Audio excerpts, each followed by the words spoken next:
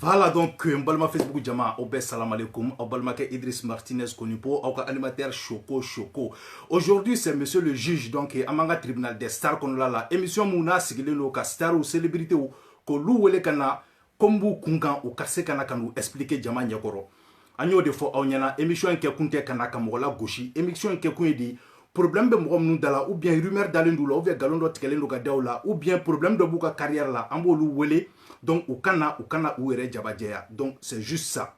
Orela oba yeni émission mbeke nta sama ni ou nyonche iba fomba sama ni politiciens ou nyonche to comme parce que les politiciens ça c'est autre chose. Mais ça c'est des artistes et ils ont une image à protéger. Donc c'est pour ça nous dans un plateau sans faire mais kuma duma ko se ko expliquer mais muega kuma sama ani nyonche ni ala sonama akoni avec doni mais ate sama kasa dana hal ni nyabala kafuka kuma na convaincu. Mais ambo oldo to ino awere oba juger commentaire la ni ala sonama. Voilà ni wakati ina folie beleba obe kalafi serap conscient mo conscient. Je vois JPP le gouverneur no gaspika manager avec un konola la folie beleba obe sifine ga niveau là. Anene ka madame de Caire no Latifa Dan madame vraiment adando amenyo kombolo. Ni wakati ina je pense que sniper allait prendre do pour kanga murume bashukana amba essayer ça ka sniper juru pour que amese ka temeni babu yeto comme là parce que je sais que affaire au bade me kena kon la ni wakati ina.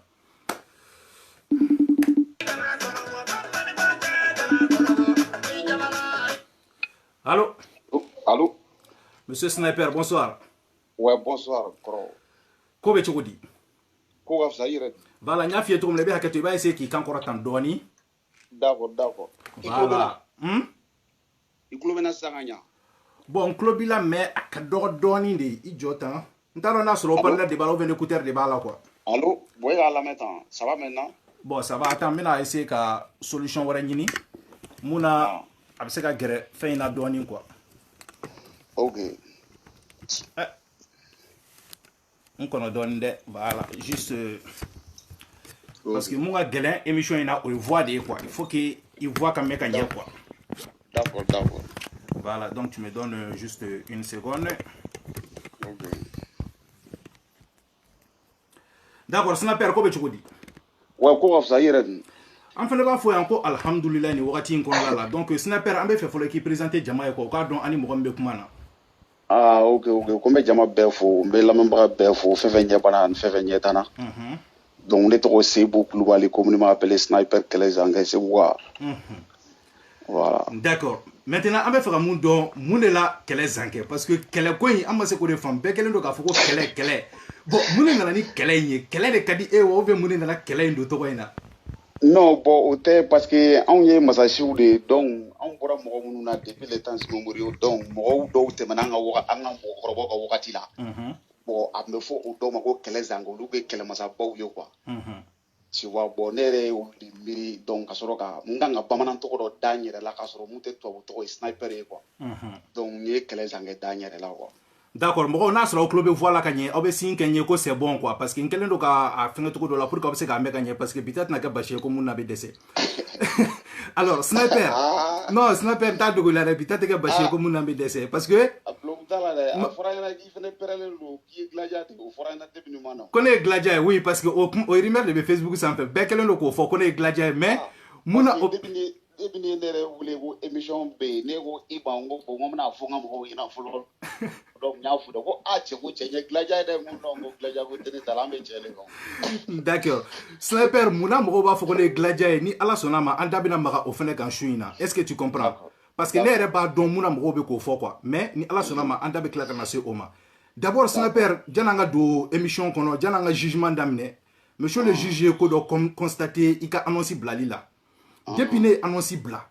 i bɛ se ka taga photo in jukɔrɔ n ko sniper de ye bi accusé ye k'a daminɛ commentaire fɔlɔ fo ka taa se commentaire laban ma ne ma maa kelen ye ko mun ko sniper ko vive sniper ou bien ko mun ko ale sniper ka fan ye a bɛɛ de ko Idriss an ka bonya b'i kan an tɛ fɛ i ka sniper wele sniper tɛ star ye a donna ta a bɔra tantɔ an mago tɛ sniper la donc ne bɛ fɛ ka mun dɔn o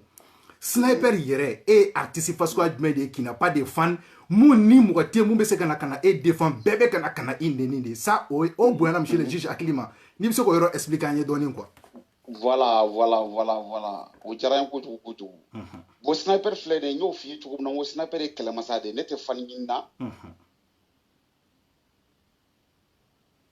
Allo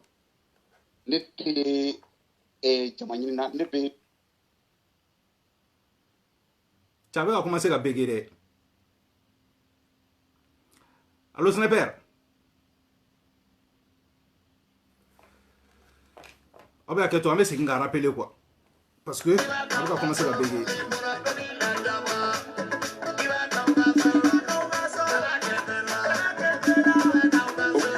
Ouais c'est bon sniper. Ouais parce que fɛn de bɛ ka don appel. Ah d'accord aw y'a mɛn ko appel de bɛ ka don donc an b'an patienter.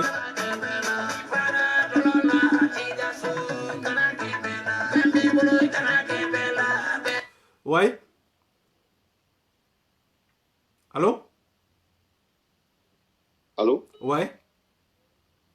i tulo bɛ na. ouais n tulo b'i la.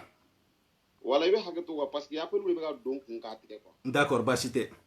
Tu vois. Ok i bɛ essayer k'i kan kɔrɔtan comme n y'a f'i ye toujours cogo min na quoi i bɛ kuma k'i pɛrɛn quoi. Awɔ. Allo an tulo b'i la o. i tulo bɛ na. Voilà n ko o ye diyagoya de. Ah bi ta i ma nɔgɔn dɛ. I y'a faamuya i tulo bɛ na. Ouais mais a bɛ ka tigɛ o. A bɛ ka tigɛ de quoi bon parce que appel de bɛ ka don k'a tigɛ comme FaceTime de don quoi donc a bɛ ka tigɛ quoi. Ouais. Parce que mɔgɔ caman bɛ ka n wele trop quoi parce que u y'a publier réseau kan ko PKN banna wa donc mɔgɔw bɛ ka wele de k'o la trop. Ko PKN banna wa. Tu vois o de bɛ ka fɛ. Ou bien n'i b'a kɛ appel normal ye. Jɔn. N ko ou bien n'i b'a kɛ appel normal ye quoi. Appel normal cɛ n ka cɛ ni tile filani na n ye appel normal caman kɛ n ka cɛ i b'a dɔn ko a yan crédit sɔngɔ ka ca ka Afrique wele tu comprends non. Bon émission in bɛna janya dɔɔni quoi tu vois non. D'accord bon an débrouiller ça. Voilà donc cɛ ni mɔgɔw fana ma hinɛ na de n ka cɛ jetɔni forokɔni bɛ to a dogi sera la dɛ. Ah mais i fɛnɛ kanko man tɛ nɔrɔ dɔnkili la gansan o n'i fɛnɛ ye vɛsi kura donna don o don a la i bɛ ka dɔ sɔrɔ a la de. Non foyi tɛ ka sɔrɔ walahi bilahi foyi tɛ nin bɛɛ y'an kunna wari de ye. Ka vɛsi kura san don o don ka émission sigi ka jus b'a kɛ kuma bɛɛ mɔgɔ tɛ k'i sara e tɛ ko ɲɛ ma. Cɛ fɔ mɔgɔw ye. D'accord sniper an ka tɛmɛ ni babu ye d'accord i tun bɛ k'a ɲɛfɔ ko e tɛ tɔgɔ ɲini na donc mun de kɛlen don ka sniper mangoya. Sniper de donna rap yɛrɛ la ni kɛlɛ de. Sniper donna rap la ni kɛlɛ cogo de parce que ne don kuma ne bɛ bɔ wagati b'a sɔrɔ kɛlɛ ne ni mɔgɔ minnu jɛra k'a kɛ ɲɔgɔn fɛ kɛlɛ de tun binnen n'olu kan. Ouais. Donc ne ma n'a ɲini k'a fɔ ko ne bɛ fɛ ka kɛ fanitigi ye quoi ne nana kɛlɛ sansi de la k'a essayer ka kɛlɛ binnen don mɔgɔ minnu kan ka kɛlɛ wuli ka bɔ olu kan. Est-ce que tu vois bon o tigilamɔgɔ filɛ nin ye bon f'i bɛ tiɲɛ de fɔ e tɛ se ka kɛ nkalontigɛla ye bon e yɛrɛ b'a dɔn an bɛ jamana min kɔnɔ tiɲɛ fɔla o mankan ko o ye diyagoya de ye. Ouais. Donc diyagoya mɔgɔ minnu fana bɛ yen minnu ko ɲinan kɔni sniper bɛna sa minnu b'a publier réseau sniper sara mun b'a fɔ non a ka carrière bɛ ban ɲinɛ mun b'a fɔ kɛra ta bɔ depuis a daminɛna fo sisan olu ɲɛ b'a la mɔgɔw b'u tile kɛ ka taa ko sniper in to yen dɔw dabali bɛ ban sniper la dɔw di foyi t'olu la ni réseau tɛ ni ne ye publication kelen kɛ ou ni ye kuma dɔ fɔ ne kama dɔrɔn u bɛna bɔ ka fɛn dɔ fɔ ko ne ni mɔgɔw bɛ photo ta boîte la ne b'a f'u ye n ko cɛ kana to ka ne photo publier dɛ sinon mɔgɔw bɛ sɔn ka t'i kama dɛ justement parce que mun yɛrɛ ye ne dabali ban ne kɛlen k'i wele ne y'i wele fɔlɔ parce que ne bɛ mɔgɔw wele ne ka numéro masquelen de don ne y'i wele ka tile bɛɛ kɛ k'i wele ma se k'i sɔrɔ kɔfɛ n tilala k'i wele ka numéro démasqué k'i wele ma se k'i sɔrɔ après n taara ta WhatsApp de la ka message ci ma n ko c'est Idriss Martinez Konipo i ka sɔrɔ k'a fɔ Idriss ko bɛ cogo di i ko ne ma ko non ko parce que e tɛ appel ta ko parce que mɔgɔw bɛ e wele k'e nɛni de artiste yɛrɛ mana se fo ka siran ka appel ta ko mɔgɔw bɛ k'an wele k'an nɛni de cɛ o fana y'a dan ye dɛ ayi bɔn o tɛ artiste i tɛ siran k'a ta i tɛ siran k'a ta quoi parce que i b'i dusu kɛcogo dɔn quoi olu tɛ dɔ ye parce que an bɛ siran an voix ne bɛ siran voix de ɲɛ quoi k'a fɔ ko ne ka vocal filɛ nin ye dɔ kun ta a bɛ tan a bɛ tan a bɛ tan bon numéro wɛrɛw bɛ ne bolo ne ka mɔgɔw bɛ ne sɔrɔ numéro minnu na quoi olu ye numéro public de ye parce que e bɔra ka ne wele numéro min na a bɛ ne ka Facebook de kan bon ne ka administrateur de b'a appel in ta ka caya quoi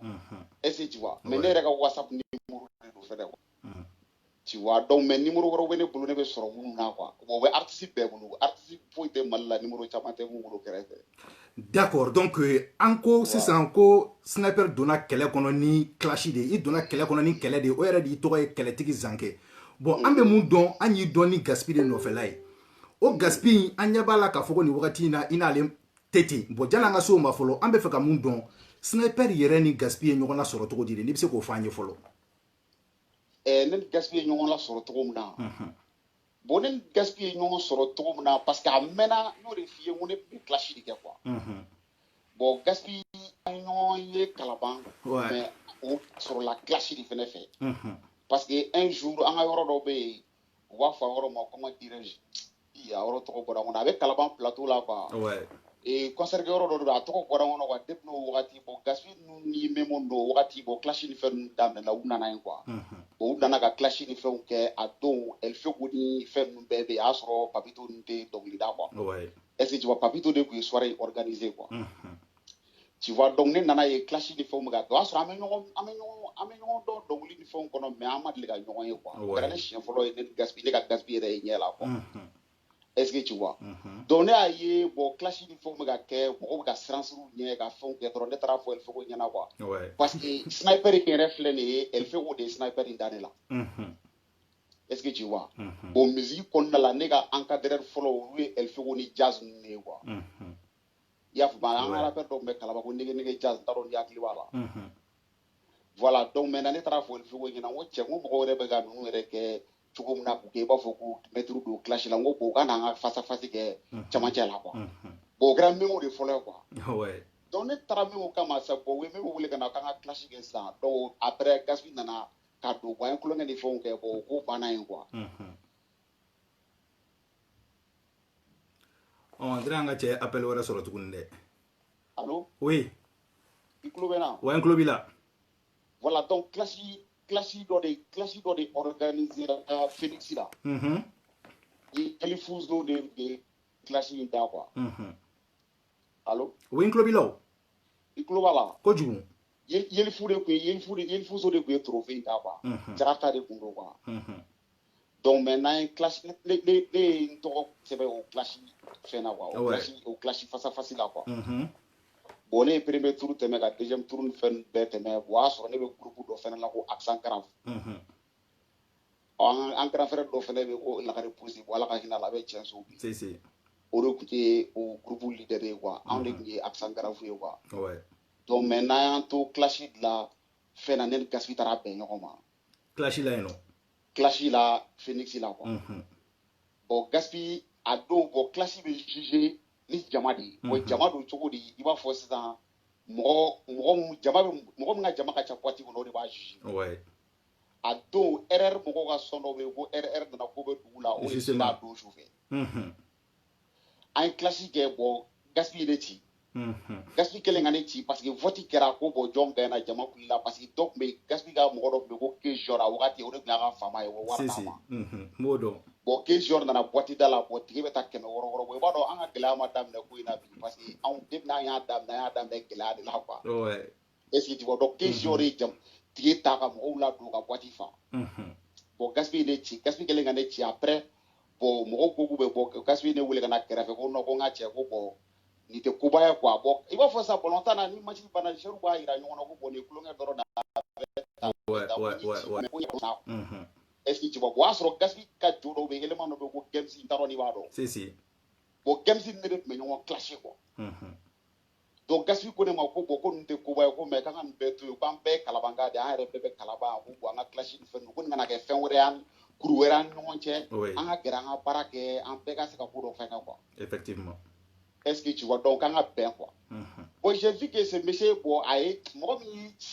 ni na tanto bo clara guerilla ka fi ko vraiment a ni na bien be kalabanga udi abeta bon ne ko problem tala ni na ne ko problem tala ni na ne kuma fonga ile mo ina ko no ko se ka ke ko gaspille se ka pièce ni dane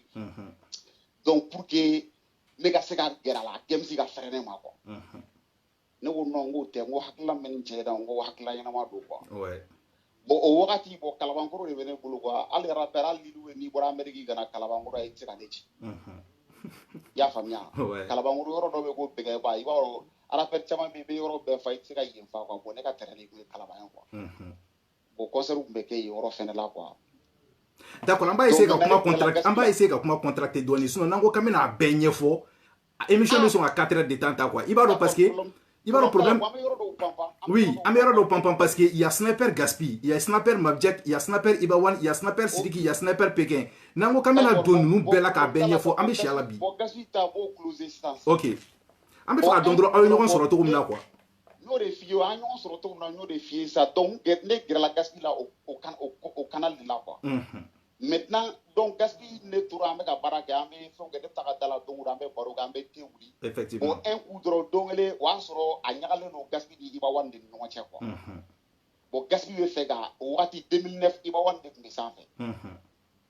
Bon Gaspi ma se ga ko 2009 kana 2010 kana 2011 la Gaspi ne ka featuring gara 2011 de. Donc Gaspi commence à faire dabri Ibawan dans la chokodi.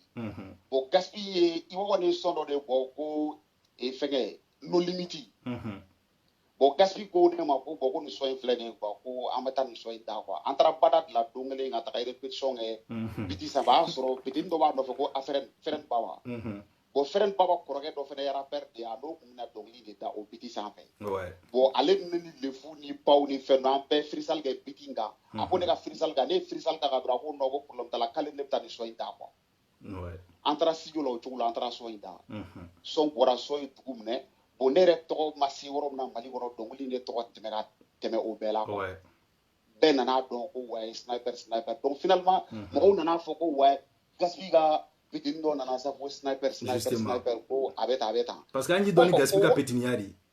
voilà ay ne ma doni Gaspi ka petiniari de ne mo ne dono de ne ko ni doni Gaspi ka petiniari parce que an be kumbo foko Gaspi ka petini ne ko de fe na o e jagwa de jete nya fo do ka lalo mo e sno kalaba be ba do join metri OK ale nana ne soro kalaba ma se ka ne chinga terenga OK va bene est-ce que tu vas mener pour que jega nya ni be ke gwarate nya wa fo do de yere ke lalo mai do de yere ke lalo mo era ye bo o ati bo mali be ba le do mais mali be tene do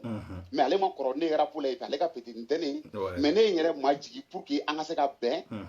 kale deme o kola pour que ka seba yin nga dalema o Gaspi da na ka di am se ka da yoro la d'accord alors an be fa mun don sisan anya ye wakati keranga che I bora ye fanin banen nuere beke pour le compte de Gaspi mais klegan dire dron on sna ka balka e dron sniper sna ki sama ka bo Gaspi no fait dron ka singana son do bote ko secret donc l'accusation amena jugement d'amne sisandi donc tu es accusé d'avoir trahi Gaspi tu es accusé d'être jaloux du succès de Gaspi qui a également Gaspi n'a commencé qu'à toro sur Gaspi n'a commencé qu'à voir sur Gaspi n'a commencé qu'à don donc il n'a qu'à commencé qu'à blague Gaspi là 600 donc maintenant on va faire un monde don 600 comment se fait-il que Ekito Gaspi sengora tanto Gaspi ka soldat principal yere Gaspi na ke Gaspi ka premier ennemi était ka donc lui do boko secret mon kono la iba yira ka fo koni e kunte ko Gaspi kunte il sait que wala ndoni wa mais ce ko wala y très bien parce que e ma mun famia Gaspi ga gaspika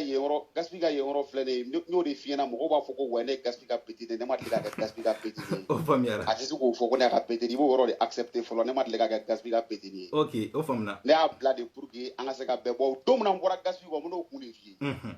no de fie ne be tu che ko ne be tu go tiende ga ni bla la galo nga dom na ne be ko ko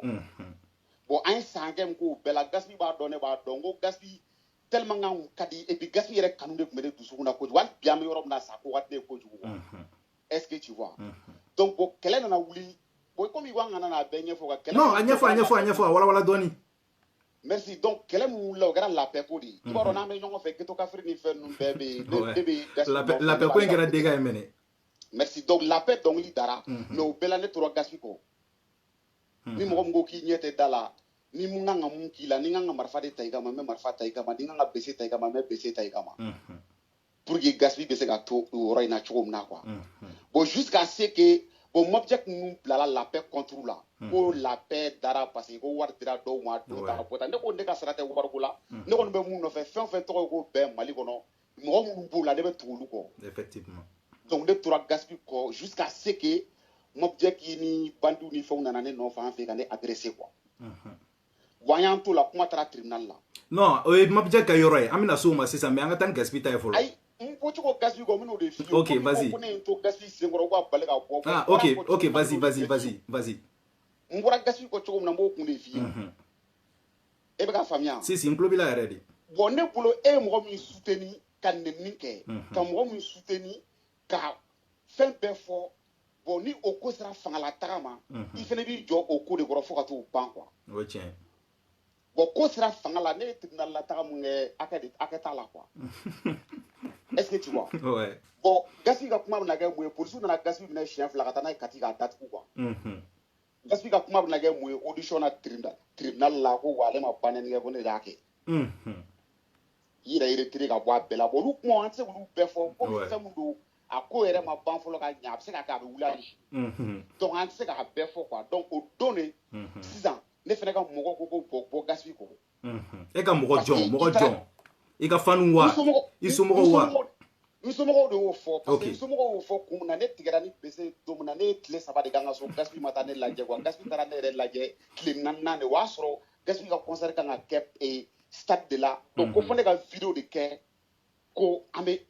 ko fone ka vidéo de ke commentaire sara wa am ta nyon soro stade fene la quoi ne ka mogo do ko ne to ke bo ne ka bo gaspi yere ko parce que ni begere la mogo no fa tige tle saba ke amati laje ko mumbi tle nan do na atari laje bo ay nyonye akone ma ko non ko ale reflene kale war bla kataka ko kata war di ko pour ko ane frage docteur so la beta beta bo ale ne ma fo ma war di mu ma o ko ma se di wari est-ce que tu vois les somo de nga fin bege donc o de kamale bora gasbi ko d'accord alors ok sinon ma bois ko ka fo kan kella war ko la kan kella sanu la ama kella foi la d'accord maintenant secret il se ka secret kono kuma fo anya parce que secret la yi kuma chama fo secret ngono la ya ira bon enclité au kuma la blé mais ni ere ba don sa kuma mu blé de so ko fone sa mu koro e mu e bo koro fi bon je pense que ya ira secret kono la haklita kuma belati mais ya ira kono ka fo ko iba na dongli bi bole be se ko mi connecter lo iba génie kele mu fo e mo ro fi iko ntaro ko ni ame ko gaspi ko je pense que c'est toi il m'a famille ko je pense que wa ai je pense que te ane ai o ine de ka kuma moi je pense iko ko ni aye ko bi ko gaspi o e hagi la tade me ne damu fo ne yo da yoro mu fo e ko yoro fo ne dro ngasi ko yoro non anga temo ka parce que temps perdu de ñoo de fie kuma fin beten kungulo kono quoi comme yera ko secret parce que secret yera titri gansan o ba yira ka fo ko ikuna le fendo de dévoiler quoi ne bolo ikuma se ka dongli wala mais ere dongli mdani ere hakli to kono kuma ona c'est pas un problème donc anga na 600 fenga la mabjek la mais jana ka se mabjek ma ini gaspi bi aw be toko di aw chabe toko di ko ne la mesa ne gaspi ya aka juguni mal ni nor kele non vous savez que toko di e toko di mais ne ga vidéo de une fois là ikme ga gaspi soutenir ala te kalo de ma don bo ay no ne tata iba fo ki ne mandi ko ne ti soutenir goyi al ni ne mandi ni e nyum kene ga tebe ne bo fie wani i tay ko e chere bo fo e ma mo to ka fo ku ko fe ko ne be k'i kɔfɛ k'i tanu wa o kuma ne b'o kɛ ne ta tɛ i b'a fɔ ne bɛ kɛlɛ la ko i ye ɲuman kɛ ko i ye mun ye ko ne t'o fɔ ne b'o fɔ bɛɛ ɲɛna ko e de ye karisa ye ko karisa de hali n'a man di i b'a fɔ o ne sɔn de quoi donc bi an bɛ se k'a bisigi k'a fɔ ko an filɛ nin wagati min na bi ko e ni ale ni ɲɔgɔn cɛ n ka cɛ a ka jugu ni Mali ni Nord kɛlɛ i ko ten a ka jugu ni Mali Nord kɛlɛ d'accord an bɛ tila ka segin ka na a ka jugu cogo di allo oui a ka jugu kun na n b'o f'i ye voilà parce que hali sini Gaspi ka fan baden de bɛ yen minnu yɛrɛ wara gang fanu ye minnu bɛ tile ka ne wele u b'a fɔ wa sniper cɛ i ni Gaspi ka segin ɲɔgɔn ma i ni Gaspi ka kɛ tan n hakili b'a la min y'a hakili lajigin n ka video n delila ka plateau dɔ kɛ RHM na RHM plateau sanfɛ n ko bon u ye question posé ne kɔnɔ ko yɛlɛma sniper i bɛ fɛ ni Gaspi ka kɛlɛ ka ban ou bien k'i bɛ fɛ ni Gaspi ka jɛya ne ko pourquoi pas hali sini ni a y'a ka tɔɔrɔ yɛrɛ kɔni ne bɛ segin est-ce que tu vois bon n y'o fɔ kun jumɛn na parce que i t'a sɔrɔ ne yɛrɛ nɔfɛ mɔgɔ baden de yɔrɔ mɔgɔ dɔw tɛ kɛ mɔgɔ fɛ ka ba i la quoi mɔgɔ dɔw bɛ yen olu kɛra Gaspi fɛ cogo min na olu fana kɛra ne fɛ de bon ale ne fana kɛlɛlen mɔgɔ dɔw de fana bɔra ale kɔ minnu fana ko bon n kɛra sniper la a ma ɲa bɔ olu mɔgɔ dɔw bɛ yen n'olu ye ne jigila mɔgɔw ye diɲɛ kɔnɔ n'olu ko ne ma ko bon a bila i t'a bila mun na n ko mɔgɔ bɛ se ka ko bila mɔgɔw kama i bɛ se ka ko kɛ mɔgɔw kama d'accord bon mais ne y'o kuma fɔ Gaspi y'a ka video dɔ k'a ko non ko ne tɔgɔla kuma yɛrɛ ka n'a fɔ a ye ne yɛrɛ bolo ne bɛ kuma minnu fɔ olu t'o mɛn ja olu bɛɛ diminen sigilen don d'accord i bɛ hakɛ to komi i yɛrɛ ko ko ka sɛgɛrɛ k'a la an bɛna sɛgɛrɛ k'a la i y'a mɛn ok d'accord mon frère tu racontes ta vie ici là dehors mon frère mais on sait qui t'a fait voilà ne kun mago bɛ nin yɔrɔ in de la nin mot in de kun bɛ ka n bila duti la quoi tu racontes ta vie dehors ici mais on sait qui t'a fait voilà ne mago bɛ nin de la quoi parce que o kuma b'a yira comme si c'est toi qui a fait Gaspi n tun mago bɛ nin yɔrɔ in de la mɛnɛ ni tun ɲinana nin kuma in de quoi n'i bɛ se k'a walawala an ye quoi non ne ye Gaspi o tɛ ne ka kuma yɛrɛ ni intro in filɛ nin ye dɔ de y'a kɛ Burkina bɛ fɛn de don quoi Camerounais dɔ de don quoi est-ce que tu vois kuma de donn'a da bon kuma min donn'a da k'a yira Gaspi la fariya min b'i la bi ani fanga min b'i la bi mɔgɔ dɔ de b'i kɔfɛ ça veut dire mun bɛ ka nin guerre bɛɛ kɛ quoi bon i bɛna ye don fɛnɛ n'o tigi taara i bɛ kɛ cogo min na fɛnɛ mɔgɔw bɛ n'o ye quoi d'accord ok an i y'a faamuya point fɔlɔ de c'est qui est ton secret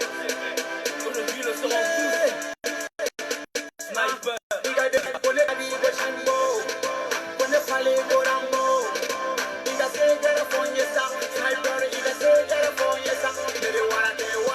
voilà et de wara kɛ wara ye donc on revient à la même chose encore ni e ko ko e de wara kɛ wara ye ça veut dire que c'est toi qui lui as mis là où il est aujourd'hui ou bien non waraya in filɛ nin ye e bolo ko waraya ye mun ye ko n'i kɔgɔra kojugu ka farinya a bɛ f'i ma de ko wara sinon e bolo ko wara ko kungo kɔnɔ wara de don wa non cɛ i fɛnɛ sa cɛ ala kama sa i bɛ se ka n cɛkɔrɔba sigilen to cogo di ko ne b'a miiri ko kungo kɔnɔ wara de don tout le monde sait quand même que nin ye titre de wara sama jakuma ɲinɛ e bolo ko jɔn de tun ye wara ye n ko Gemsi de tun ye wara ye ale tun tɛ wara ye koyi Gemsi de tun ye ko Gemsi waraba ale de fariyara ka tɛmɛ Gemsi kan a ye tɔgɔ ta ka bɔ kan k'o k'a yɛrɛ mais pour que ale yɛrɛ ka yɛrɛ ka kɛ wara yɛrɛ m'o ye ne de e bɛ ka faamuya sinon Gaspi de tun don ne taara sɔrɔ Gaspi de don mais pour que a ka kɛ wara yɛrɛ ne de y'a kɛ wara ye d'accord e ma ne taara sisan a kɛra jakuma ye d'accord sisan sniper an ka na sisan i ni Mabjek ta la an y'a ye k'a fɔ ko i ni Mabjek mankan tɛmɛna aw ni ɲɔgɔn cɛ mankan min kɔnɔna la agression bɔra kɔnɔna la fo ka taa se tribunal la tagaw ma donc tu es accusé d'être un faux gangster parce que toi tu te dis gangster tu te dis kɛlɛ zankɛ tu te dis kɛlɛtigi mais kɛlɛ wagati sera e bolila tuguni ka taa fanga la ko pourquoi i ma kɛlɛ répond ni kɛlɛ ye merci donc maintenant i ni Mabjek ka problème sɔrɔ la cogo min na i bɛ se k'o fɔ an ye et puis a taara agressé cogo min na a donna cogo min na a bɔra cogo min na fo ka taa se fanga la toi en tant que kɛlɛtigi pourquoi kɛlɛtigi bɛ boli ka bɔ cɛya gɛn kɔnɔ ka taga fanga la sinon Mabjek fana tun bɛ se ka taa tribunal la ou bien ka taa polisi la o parce qu'il y'a fa nin k'i y'a ban nin mais ale y'o bɛɛ to yen ka taga compte régler e fɛ yen pourquoi e fana ma taa compte régler aw k'a kɛ gɛngsiya yɛrɛ ye siɲɛ kelen e m'a faamuya o e m'a faamuya halisa ne bɛ yɔrɔ min na sisan ne bɛ miiri somɔgɔw de la olu ye mun kɛ olu ye lalomaba de kɛ parce que olu ye mun kɛ ne bɛ yɔrɔ min na sisan n'i ye kalasini kelen n m'a deli k'a f'i ye n bɛ to k'a fɔ n ka video la n ko ne filɛ nin ye tellement que ne yɛrɛ sɔnnen don yɛrɛ n dalen don yɛrɛ n ko Mali bɛɛ mɔgɔ min bɛ sɛnɛ la a tɛ tɛmɛ mɔgɔ 5 kan bilen mais i b'i miiri n'i taara ko dɔ kɛ i ba bɛna kasi e m'a ye mɔgɔ dɔw b'a ko dɔw kɛ k'u bɛ mɔnɛ bɔ e bolo e bɛ ka mɔnɛ bɔ mais e bɛ ka mɔnɛ de don i ba la parce que i ba bɛna sigi ka kasi i nɔfɛ ale ye mun kɛ ne kelen bɛ se ka jigin kati ne ni mɔgɔ tɛ dɛ ne bɛ jigin kati bɛɛ bɛ bɔ ale ka yɔrɔ la kuma na kɔrɔ don n ka tɛ katikaw ma dɛ n kama ale ka mɔgɔw de ma d'accord est-ce que tu vois mais et kuma bɛ ka ɲɛfɔ aw ye a ma faamuya dɛ mobject nana agressé u segintɔ ka tila ka taa olu de fɔlɔ taara plainte kɛ polisiso la ko cɛnin dɔ olu ba nɛni donc a bɛ ta k'olu y'a kɛ tan olu y'a kɛ tan ka tɛmɛ mun ma sɔn k'a fɔ k'olu ye bugɔli kɛ quoi fangala ko nana ten de sinon an m'an tilen ka taa fanga la o d'accord mais problème yɛrɛ nana cogo di olu ye kegunya de kɛ sisan o la olu ye vidéo kɛ sa ko cɛnin dɔ olu ba nɛni nin kɛra sa o la ni anw taara san kan sinon ne yɛrɛ ka mɔgɔ dɔw bɛ yen ne yɛrɛ ka mɔgɔ dɔw si y'a kasi dɔw bɛ yen minnu ko k'olu bɛ avion ta ka bɔ faransi ka na ni kɛlɛ de don an b'a kɛ dɔw ko ko bɔn dɔw olu bɛ bɔ région ka na ni kɛlɛ de don an b'a kɛ bon an bɛ jamana de la nous sommes dans un pays dans un état de droit ouais donc an bɛ sariya jamana de kɔnɔ bon ni fɛn sugu dɔw bɛ yen n'o kɛra i tɛ se k'o kɛ tuguni n'i somɔgɔw tɛ sinon kɛlɛ in yɛrɛ kɛra cogo min na a ma diya ne ye o parce que n'i bɛ fɛ ka ne kɛlɛ kana taa ne kɛlɛ n ka so quoi parce que n'i taara ne kɛlɛ n ka so n somɔgɔw bɛna bɔ a kalama ko caman bɛ dabila quoi sinon kɛlɛ in dabɔra kɛnɛmana de kama kɛnɛma cɛw b'a dɔn ne ye cɛ min est-ce que tu vas bɔ ko mana kɛ cogo sugu dɔ i tɛ se k'a fɔ i b'i pan i somɔgɔw kuma d'accord kɛlɛ cause yɛrɛ tun ye jumɛn de ye sniper kɛlɛ cause tun ye jumɛn ye kɛlɛ cause bɔn ne bɛ cause mun dɔn dɔrɔn n ye mun f'i ye mobject ko bɔn mobject taara fɔ ko bɔn ne y'ale ba nɛni bɔn ne ma deli k'a ba nɛni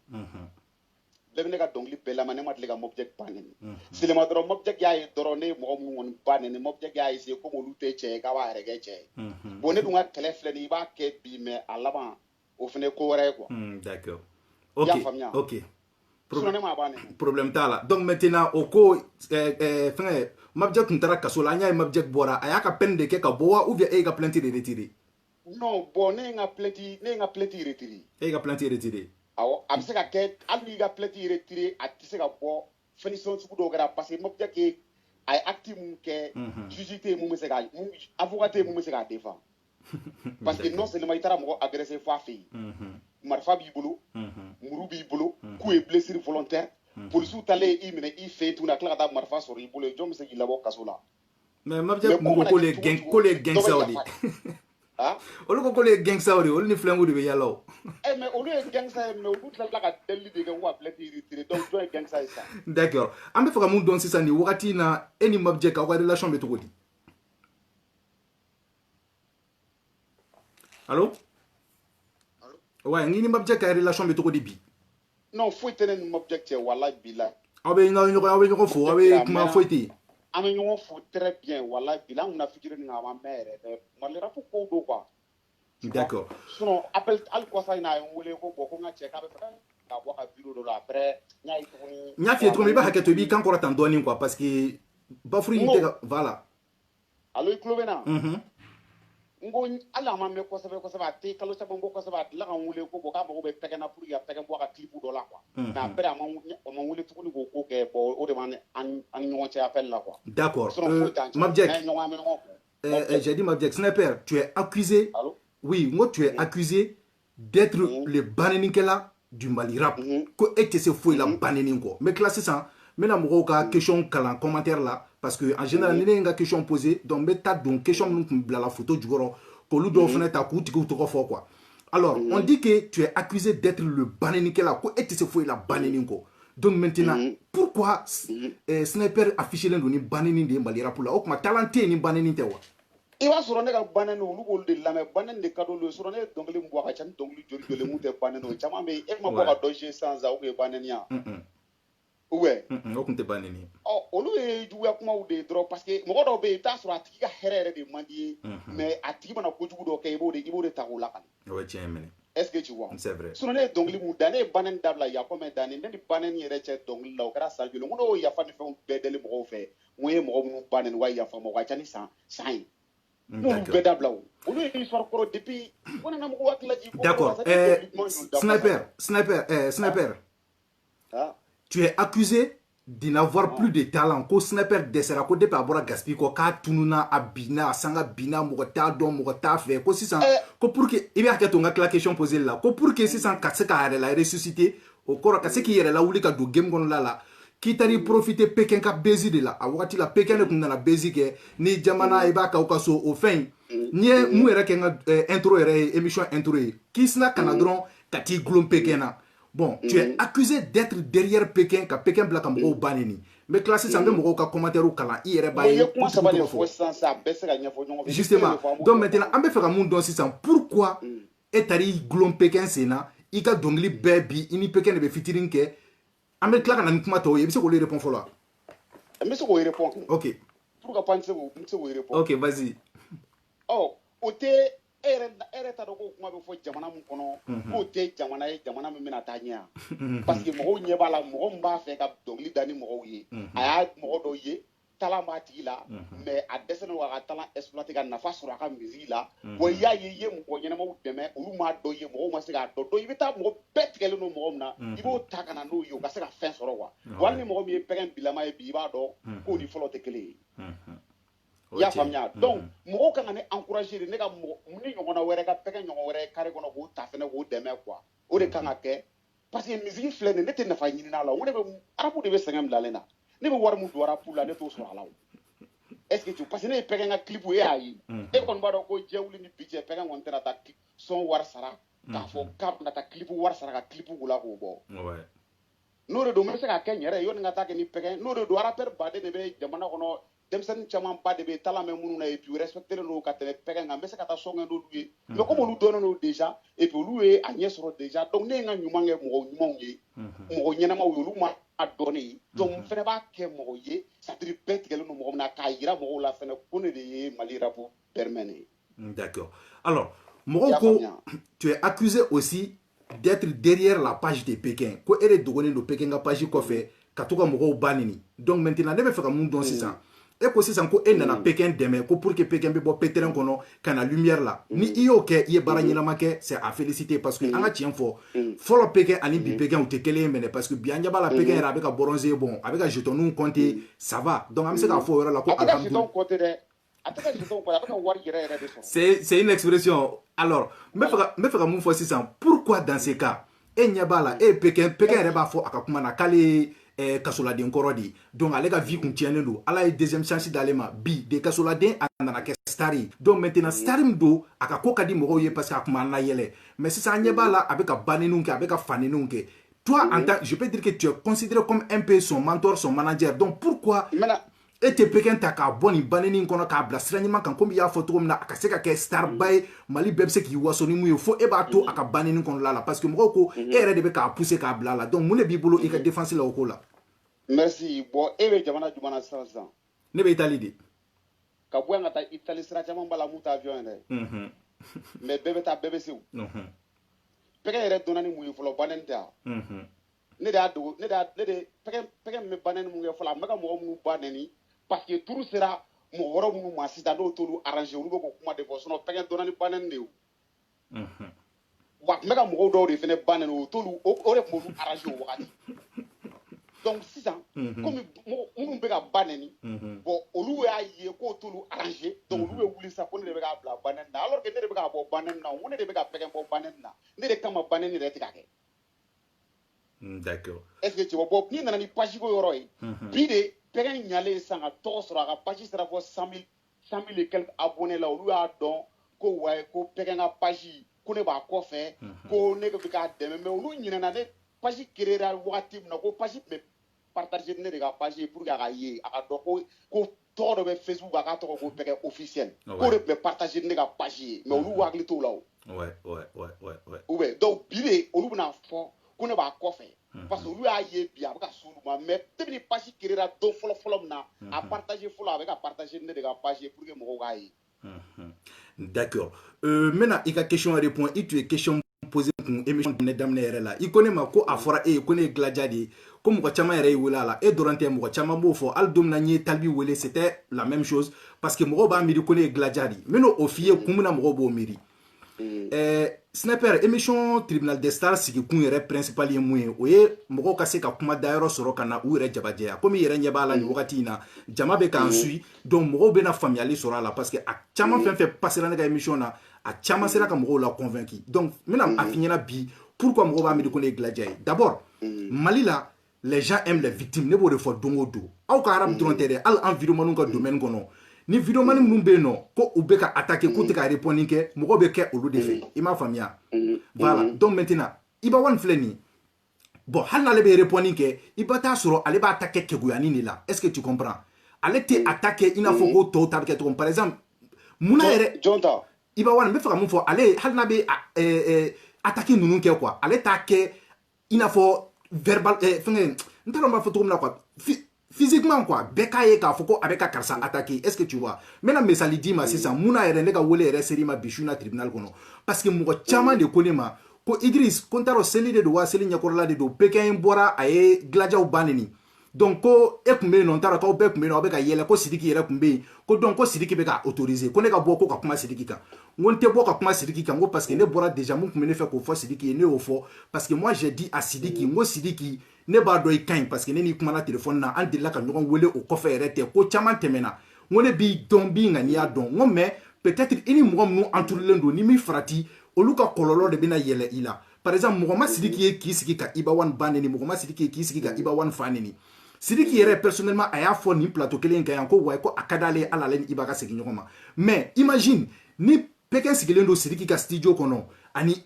a bɛ ka dilajaw fa neni ka dilajaw ba neni ou bien ka Iba Wan yɛrɛ neni alors que a bɛ ka kɛ Sidiki de ka studio kɔnɔ i yɛrɛ k'i miiri hɔrɔnya la n'a sɔrɔ a bɛ bɛn ou bien a tɛ bɛn bon ni Iba Wan ma bɔ k'o répond ni Iba Wan ma bɔ k'o répond mɔgɔw dun ɲɛ bɛ olu de la ko Iba bɛ ni Sidiki ka so kɔnɔ Iba hinɛ bɛ mɔgɔw minɛ wa a hinɛ tɛ mɔgɔw minɛ parce que a bɛ fɔ de ko bin bɛ ka kɛ namɛba ne na kuma d'i ma sisan a bɛ fɔ de ko bin bɛ ka kɛ Iba Wan kan donc ni bin dun kɛra i kan hali tribunal la ni i nana il y a ce qu'on appelle le procureur i m'a faamuya procureur ale bɛ jate ale bɛ dɛmɛ bin kɛra mɔgɔ min de kan u b'a fɔ min ma ko partie civile ale bɛ dɛmɛ o de fɛ donc avocat mun accusé don olu bɛ na n'a ka avocat ye donc maintenant n'i y'a ye jamana yɛrɛ bɛ dɛmɛ bin kɛra mɔgɔ min kan ka procureur ta k'o d'o ma procureur bɛna k'o tigi tɔ coron parce que bin de kɛra o kan o de la n b'a fɔ ko les gens aiment les victimes Iba Wan filɛ nin lui il joue à la victime ale b'a yɛrɛ victimiser kuma bɛɛ n b'o fɔ kuma bɛɛ donc maintenant bɛɛ ɲɛ b'a la ale de bɛ ka buruja ale de bɛ ka neni physiquement Sidiki kɛrɛfɛmɔgɔw fɛ sinon ne t'a fɔ Sidiki yɛrɛ don parce que ne ma deli ka Sidiki ye fɔlɔ personnellement k'a bɛ ka Iba neni mais ni e y'a kɛ Sidiki fɛ yen ou bien k'a kɛ Pékin k'a kɛ Sidiki fɛ yen qu'est-ce qu'on dit on dit k'a kɛra Sidiki de fɛ yen donc Sidiki consent à ça est-ce que tu vois donc o de la ni anw bɔra ko par exemple ni ne tun bɔra sisan ni ne tun ma e wele ka bɔ sisan ka vidéo kɛ n ko bon imagine sniper bɛ ka taa Pékin bila ka dilajaw neni Sidiki ka salon kɔnɔ a bɛ tan o b'a fɔ bon i y'a ye Idriss bɔra tuguni ka Iba Wan défend alors que hali bi dɔrɔn ne bɔra ka Baba Sora défend ne tɛ Baba Sora dɔn de Ala de kira n ma deli k'a y'ala ye ɲɛ la ne bɔra yan ka Leila Kane défend mun na parce que bi ne tun bɛ ka k'u kan donc sisan i bɛ a répond n bɛ fɛ k'a dɔn sisan mun de kama e yɛrɛ en tant que sniper e bɛ se k'i autoriser ka Pékin bila a ka Iba Wan neni Sidiki ka so kɔnɔ donc janni an ka se o ma fɔlɔ i ni Sidiki i ni Iba Wan yɛrɛ ye ɲɔgɔn dɔn cogo di fo ka taa se aw ka séparation ma fo ka taa se neni ma. I ka nin question in kɔni i ye question naani de fɛnɛ fɔ sisan ni mun bɛna kelen yɛrɛ fɔ i bɛ kelen wɛrɛ fɔ. awɔ an ka daminɛ a daminɛ la quoi ne ye n ta de ɲɛf'i ɲɛna kun min na mɔgɔw b'a fɔ ko ne ye dilaja ye parce que ne ko n ko nous on défend toujours les victimes malien bɛ victime de fɛ. I jɔ ye fɔlɔ i ka makɔnɔ. ok a wala ok. I ko ne ma ko bɔn ko fɛnɛ ko ne tɛ sari ko ne bɛ taa ne kɛra tan ɔ bon ni ne tɛ sari ne tɛ foyi ye o. E yɛrɛ y'a ye mɔgɔ min tɛ sari ye ni e yɛrɛ y'o wuli ka n'i ka plateau kan e dun ka plateau tɔgɔ ye ko star bon ne bolo mɔgɔw b'a de rappeur ka ca Mali kɔnɔ n ko rappeur dɔw tɛmɛna olu y'a fɔ ko e y'olu wuli ko k'olu yɛrɛ de e wuli ka t'u ka kuma ɲɛfɔ ou bien est-ce que ne ye e wuli voilà donc n'i y'a ye e ye ne wuli parce que ko dɔ de bɛ yen mun kan ka ɲɛfɔ o ye tiɲɛ ye o tɛ tiɲɛ bon olu fɛnɛ i bɛ t'a sɔrɔ olu fɛnɛ mun ye wule ko dɔ de fɛnɛ b'u kun na u kan ka mun ɲɛfɔ i b'a fɔ i yɛrɛ y'a fɔ cogo oui sniper mɔgɔ min y'a sɛbɛn commentaire la ko e tɛ star ye a ka ca ni mɔgɔ 300 ye ne mago t'o la parce que ne b'a dɔn i ye star ye parce que n'i y'a olu bɛ k'a sɛbɛn k'e tɛ star ye c'est que olu bɛ e dɔn de c'est comme ne Idriss filɛ nin ye bɛɛ b'a sɛbɛn e cɛ Bezi de ka d'a ye a bɛ tɔgɔ ɲini de la ni ne bɛ tɔgɔ ɲini na e bɛ ne dɔn déjà o b'a yira ko tɔgɔ sɔrɔla déjà ou bien donc olu mɔgɔ ninnu to yen quoi n'i tɛ star ye ne tun t'i wele. o mɛna sisan Sidiki ka studio e Idriss ka commentaire jukɔrɔla o ne sniper ka page o Pékin ka page o neni man ɲi o a t'i b'a fɔ ko neni kɛra Sidiki ka studio kɔnɔ ko Sidiki image man ka bɔ ou bien ne image man ka bɔ k'o de la kan ka kɛ parce que olu degelen don o de la dilajaw degelen don o de la olu b'u dogo mɔgɔw de kɔfɛ ka anw ba nɛni mais olu tɛ ye. justement ne bɛ k'o de fɔ bon o de y'olu ka keguya yɔrɔ ye mɛnɛ voilà sisan Sidiki ka lalomaya ma se fɔlɔ ko Sidiki bi i to hali ni e yɛrɛ ye vidéo lajɛ e b'a dɔn pɛrɛ ko Sidiki tɛ nin kalama et puis ne yɛrɛ mun filɛ nin ye n bɛ kale Ala de la vidéo in kɛra tuma min na ne t'a dɔn Pékin bɛ ka kuma min fɔ i b'a dɔn ko n'i bɛ studio kɔnɔ ko misiki mankanba de bɛ bɔ mais mɔgɔ min bɛ téléphone kɛrɛfɛ quoi et puis ne de y'a filmé yan est ce que Sidiki de y'a filmé ah non voilà bon bon vidéo bilala pɛgɛ yɛrɛ ka pasi la cogo min na olu b'o dɔn u b'olu bolo k'a kɛra hali o don yɛrɛ da i b'a dɔn ko nin kɛra a mɛnna yɛrɛ nin vidéo kɛra a mɛnna seulement dɔrɔn consigne bɛ pɛgɛ ka pasi mɔgɔ gérebagaw bolo mɔgɔ minnu b'a la ka pɛgɛ ka pasi gérer consigne dɔ de b'olu bolo parce que fɛn o fɛn de bɛ digi dilanjaw la kɛlɛ yɛrɛ dabɔra mun kama fɔlɔ i b'o dɔn kɛlɛ dabɔra ɲɔgɔn dusukasi de kama seulement dɔrɔn consigne dɔ de b'olu bolo dɔrɔn fɛn o fɛn bɛ dilanjaw dusu kasi u b'u de kɛ bon peut-être que olu dimina parce que i bɛ ka mɔgɔw bannen don o don a tɛ ka kuma i bɛ ka mɔgɔw bannen pɛgɛ mun b'olu la diɲɛ kɔnɔ pɛgɛ ma deli ka da don pɛgɛ ma deli ka i b'a wani bannen wa pɛgɛ ma i b'a wani bannen ni siriki ma i b'a wani bannen ni sniper ma deli ka i b'a wani bannen i y'a faamuya ne ye n ka kuma bɛɛ fɔ hali n ka vidéo dɔ la n ko n bɛ nɛni minnu kɛ dilanja minnu b'a la k'an ba nɛni ne n'olu de don mais olu ye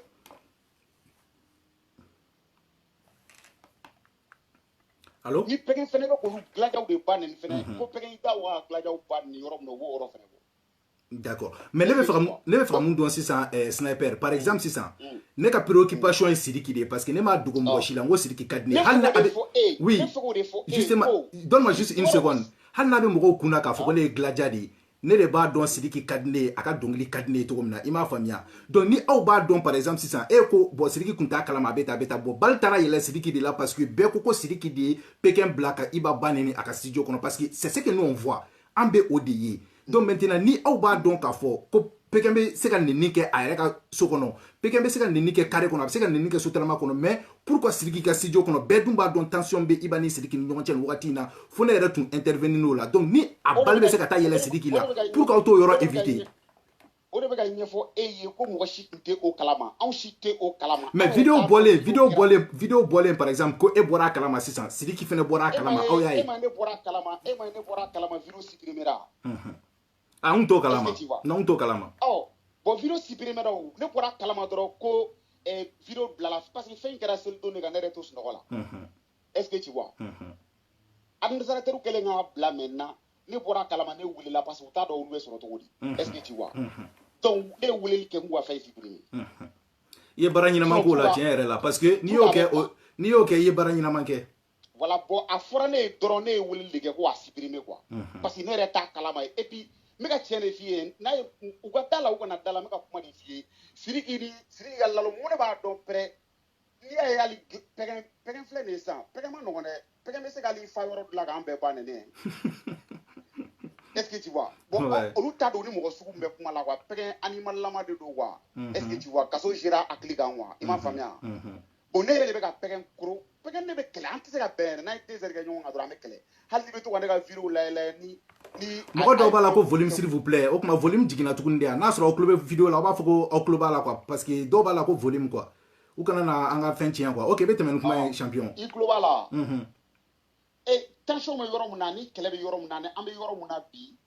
Sidiki n ka tɛ Sidiki yɛrɛ ma fɔlɔ ne yɛrɛ ka laloma tɛ n permettre hali ni ne bɛ dilanjaw ba nɛni ne bɛ Iba One ba nɛni n bɛ taa kɛ yɔrɔ wɛrɛ la n yɛrɛ bɛ n jɔ n bɛ bɔ quoi justement mais pourquoi n bɛ t'o kɛ Sidiki fɛ yen ka Sidiki image bɔ ko n b'o kalama k'o kɛ cogo di vraiment et puis Sidiki yɛrɛ ka laloma bɛ sɔrɔ o ma cogo di k'o kɛ cogo di a ka fɛnɛ ka laloma ma s'o ma dɛ mais dɔw y'a sɛbɛn sisan ko Pékin tun bɛ ka vidéo kɛ tuma min na ko il était en direct ayi o tɛ tiɲɛ ye dɔw y'o sɛbɛn sisan dɛ ne bɛ ka kuma de ɲɛfɔ e ye sa n ko vidéo kɛra don min na i bɛ Pékin ka page lajɛ quoi i b'a ye bɔgɔlan photo min b'a la depuis a mɛnna i bɛ taa Pékin ka page yɛrɛ la i b'a ye o photo a ye vidéo in kɛ ka nɛni kɛ don min na i b'a ye o fini kelenw de b'a la o don Pékin yɛrɛ tɛ Bamakɔ yɛrɛ n ko Pékin bɛ Kulukoro de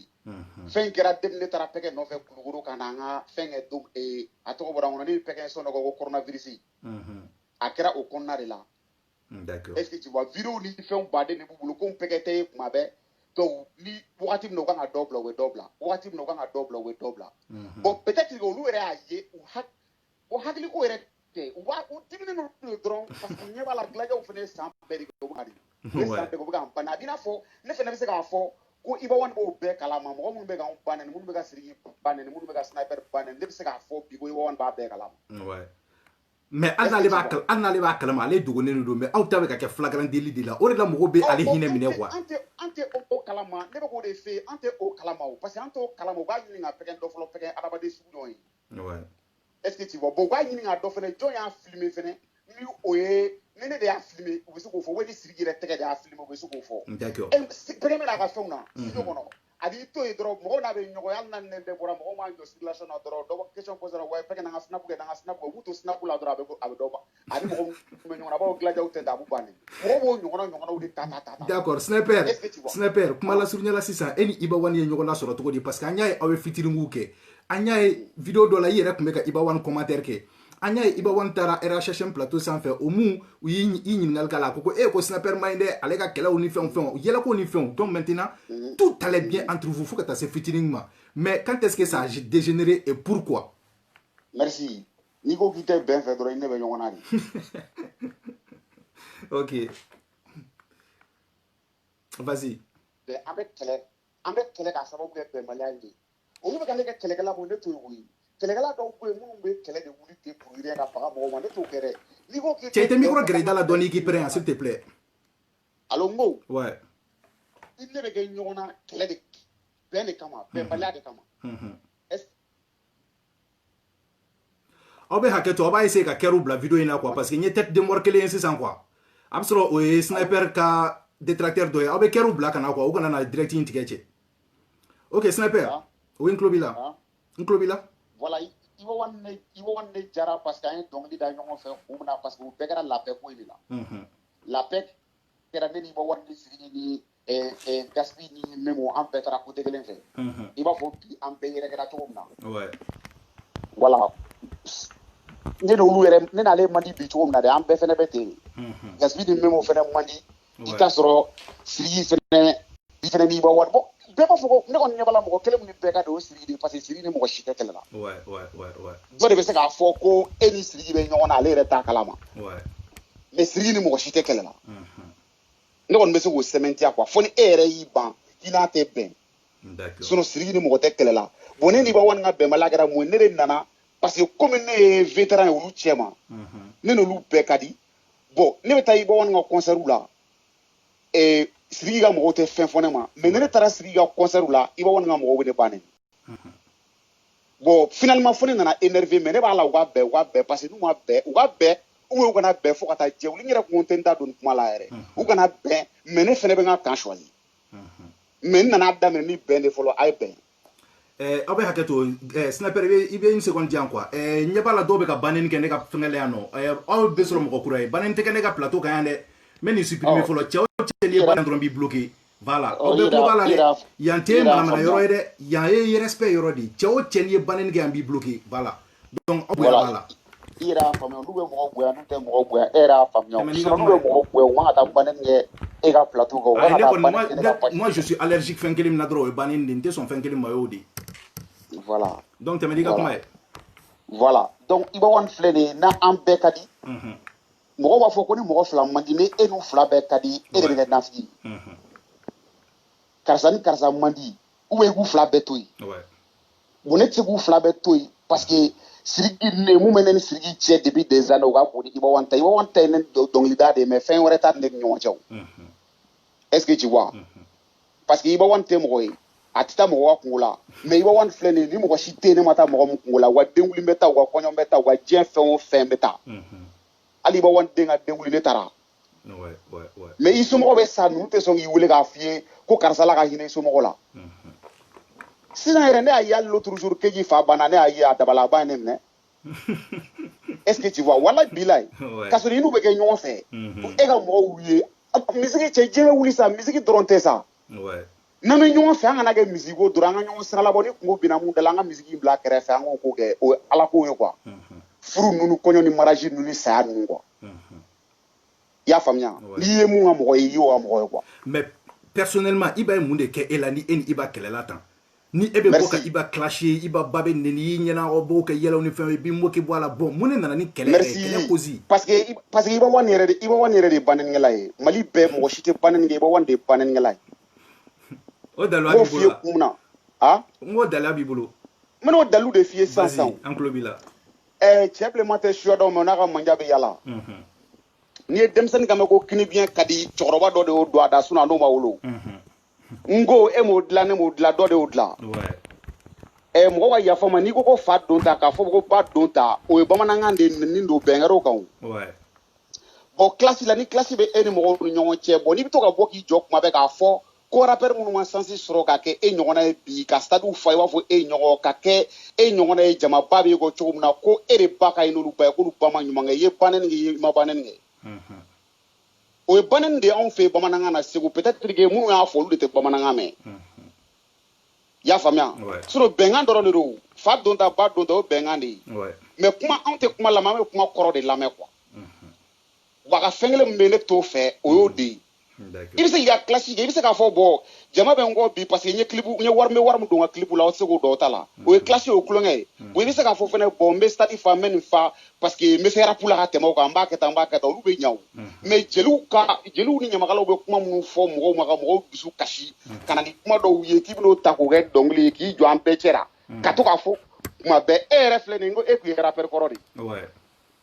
o tuma e fɛnɛ ma se ka stade fa e ma fɛn kɛ o kɔrɔ ko barika bɛ i ba 1 na ni e ya o kɔrɔ t'o ye o kuma min na o y'a sɔrɔ i ba 1 ninnu tun tɛ yen yɛrɛ ne fɛnɛ danna dɔnkili kelen ma koyi ne parents ko merci donc rappeur kɔrɔ baden de bɛ yen ne b'u dɔn talent b'u la mɔgɔ baden de bɛ Mali kɔnɔ yan bi ne b'a dɔn talent b'u la u bɛ se rap min na mais Ala ma sansi d'u ma ka dɛmɛbaga d'u ma u ka se ka se niveau dɔ la o ni Bako tɛ kelen ye parce que mun yɛrɛ la ne bɛ rappeur d'u bannen k'o kun f'i ye kana fɔ yɛrɛ fɔlɔ ko ne bɛ i ba 1 bannen n b'u bannen kun min na i b'a dɔn anw bɔra dugu min na anw baw ye kɔlɔnji de sama an ɲɛna ka daba sama ka foro sɛnɛ ka ɲɔ sɛnɛ ka fini sɛnɛ ka sɔ sɛnɛ ka anw balo ka an faw ɲɛna ye ka bɔ yen ka na duguba kɔnɔ ka na yan ye k'a dɔn ko an bɛ se ka ɲɛ sɔrɔ dɔnkilida la bon ne bɛ fɛ hali n'anw m'a ɲɛ sɔrɔ an ka ɲɔgɔn dɛmɛ bon n'olu bɛ ka to k'u waso ne dun b'olu olu caman bɛ Bamakɔ yan bi olu baw ka kuma olu tɛ se k'a fɔ k'u ba sɛgɛra quoi olu tɛ se k'o fɔ anw ye donc k'u b'anw ka gosi k'anw ye burusi kɔnɔ mɔgɔw ye anw bɛ tan k'olu ba ka ɲi ni anw ba o de la ne bɛ dimi ka sɔrɔ k'u ba nɛni ka tila ka yir'u la ko n jigi dalen don n ba kan u tɛ se ka fɛn kɛ ne la an taara sira o sira fɛ parce que n dalen don n ba la e ma ye tellement k'u dabali bɛ ban ne la u b'a fɔ ko Sidiki de bɛ wari question kelen bɛ yen n b'o fɔ n yɛrɛ bɛ n'o f'i ye n bɛna ale o ye ni Sidiki ka yɔrɔ ye parce que an bɛ ka tila Iba ta la sisan an bɛ don Sidiki ta la ni Ala sɔnna a ma voilà ko Sidiki de bɛ wari ne ma ko k'olu nɛni parce que u dabala bɛ ban ne la n'u y'a ye ne tɛ concert kɛ ne tɛ taa yɔrɔ si olu bɛ u fɛnɛ bɛ mobili kɔnɔ ne yɛrɛ bɛ mobili kɔnɔ u lafiyalen n'u ka so u lafiyalen n'u ka so wa u ba bɛ sɛ dun n ba bɛ sɛ dun n'u ba banana u bɛ se ka furakɛ dɔgɔtɔrɔso min na Mali la bi Ala barika n yɛrɛ bɛ se ka taa n ta furakɛ ye wa u ba tɛ se ka nafolo dun ne yɛrɛ ba tɛ se ka mun dun bon mun de bɛ yen sisan ne bolo c'est l'essentiel d'accord an bɛ fɛ ka mun dɔn sisan u b'a fɔ ko Sidiki de bɛ wari di ne ma ko Sidiki bɛ se ka ne sara attends une seconde voilà an bɛ 57 minutes la émission bɛ ka janya kojugu quoi donc sisan an bɛ fɛ ka mun dɔn sisan i ni Sidiki ye ɲɔgɔnna sɔrɔ cogo di pourquoi Sidiki ni Iba Sniper t'a essayé k'u labɛn plutôt que ka division d'u ni ɲɔgɔn cɛ ko maliyɛn bɛɛ b'o cɛ dɔn i bɛna temps sɔrɔ sisan k'a expliquer o question minnu bɛ ka poser ne bɛ k'olu de ɲɛf'i ɲɛna i m'a faamuya ensuite ko tu es accusé d'être le kɔkɔ de Sidiki Diabaté k'i tɛ foyi la Sidiki Diabaté ka lâche politicienne kɔ n'o ye kolon fili i b'o ta k'o ɲimi donc ka bɔ dɔrɔn k'o ka kɛlɛ kɛ ko Sidiki fana bɛ k'a dogo e Sniper de kɔfɛ ko Iba 1 atteint donc jumɛn de b'i bolo i ka défense la o accusation na ni Sidiki ne bɛ kɛlɛ kɛ ni Sidiki bɛ k'a dogo kɔfɛ k'o kɛ san b'a sɔrɔ olu ye ne ni Sidiki ka fitiri mɛn est-ce que olu delila ka ne ni Sidiki ka fitiri mɛn ne tɛ Sidiki kɔ misiri ko la ko ne bɛ Sidiki kɔ mɔgɔya dilan a ye mɔgɔya min ta ka n sɛgɛrɛ n y'o de f'i ye ne filɛ nin n'i ye fɛn fɛn kɛ ne la diɲɛ kɔnɔ a tɛ bɔ ne kɔnɔ ne ka kuma wulila mɔgɔ ma ne dɛmɛ n bɛna fɛn kelen f'i ye micro gɛrɛ i da la s'il te plaît k'i prend quoi allo i tulo bɛ na Sidiki ye mun ta ka ne sɛgɛrɛ mɔgɔ bɛɛ m'o ta ka ne sɛgɛrɛ dɛ n bɛna f'i ye 2013 ne den a wolola le 28 février 2013 a wolola don min na o y'a sɔrɔ ne bɛ Sidiki ka studio dilan a bɛ ka ne ka son dilan u ye ne wele ko ne den ba k'a ka tin wulila u taara n'a ye dɔgɔtɔrɔso la quoi ne ye kasigi bɔ k'a ta k'a fɔ Sidiki ye mun bɛ taa ka na bɛɛ jatigɛra ko mun de kɛra ne ye kuma ɲɛfɔ Sidiki ye Sidiki ko ne ma ko Sidiki o waati mobili tɛ Sidiki bolo mobili b'a bolo Mercedes C de jɛman don quoi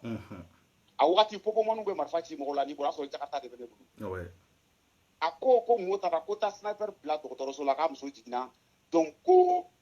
a ko bɛ bɛn cogo ma an m'a ɲɛnabɔ quoi a taara ne bila o don k'o ko kɛ a ye ɲuman kɛ ne ye a ma ɲuman kɛ ne ye non a ye ɲumanba yɛrɛ de k'i ye e tila k'o mɛn dɔnkili la i y'o mɛn mɔgɔ bɛ mun kɛ wari ye ne t'o fɛ ɲuman dɔw bɛ yen n'i y'o kɛ ne la diɲɛ kɔnɔ i ye ne ka mɔgɔ de ye ni ne ye mɔgɔ ye ka bi kan ne bɛ se k'i dɛmɛ cogo cogo n b'o kɛ bon c'est pour cela que Mali kɔnɔ bi mɔgɔ 2 de hinɛ bɛ ne la diɲɛ kɔnɔ i b'o dɔn o fɔlɔfɔlɔ o ne ba de o de hinɛ bɛ ne la n'o bɔra yen ne fa sara Ala ka hinɛ a la maa min hinɛ bɛ ne la san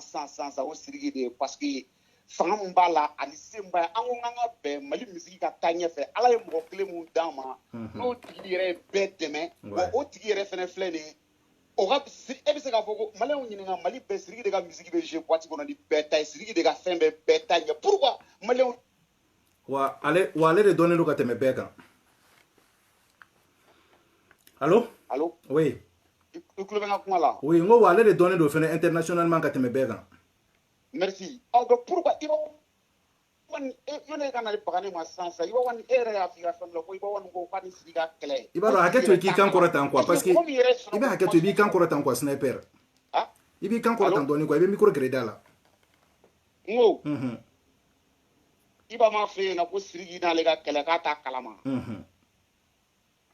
ko Sidiki yɛrɛ tɛ a dɔn kɛlɛ kun ye mun ye ko wa k'a ka kɛlɛ tɛ ba fɔ lahara jɔ don a m'o fɛ yan est ce que o tigilamɔgɔ kan k'i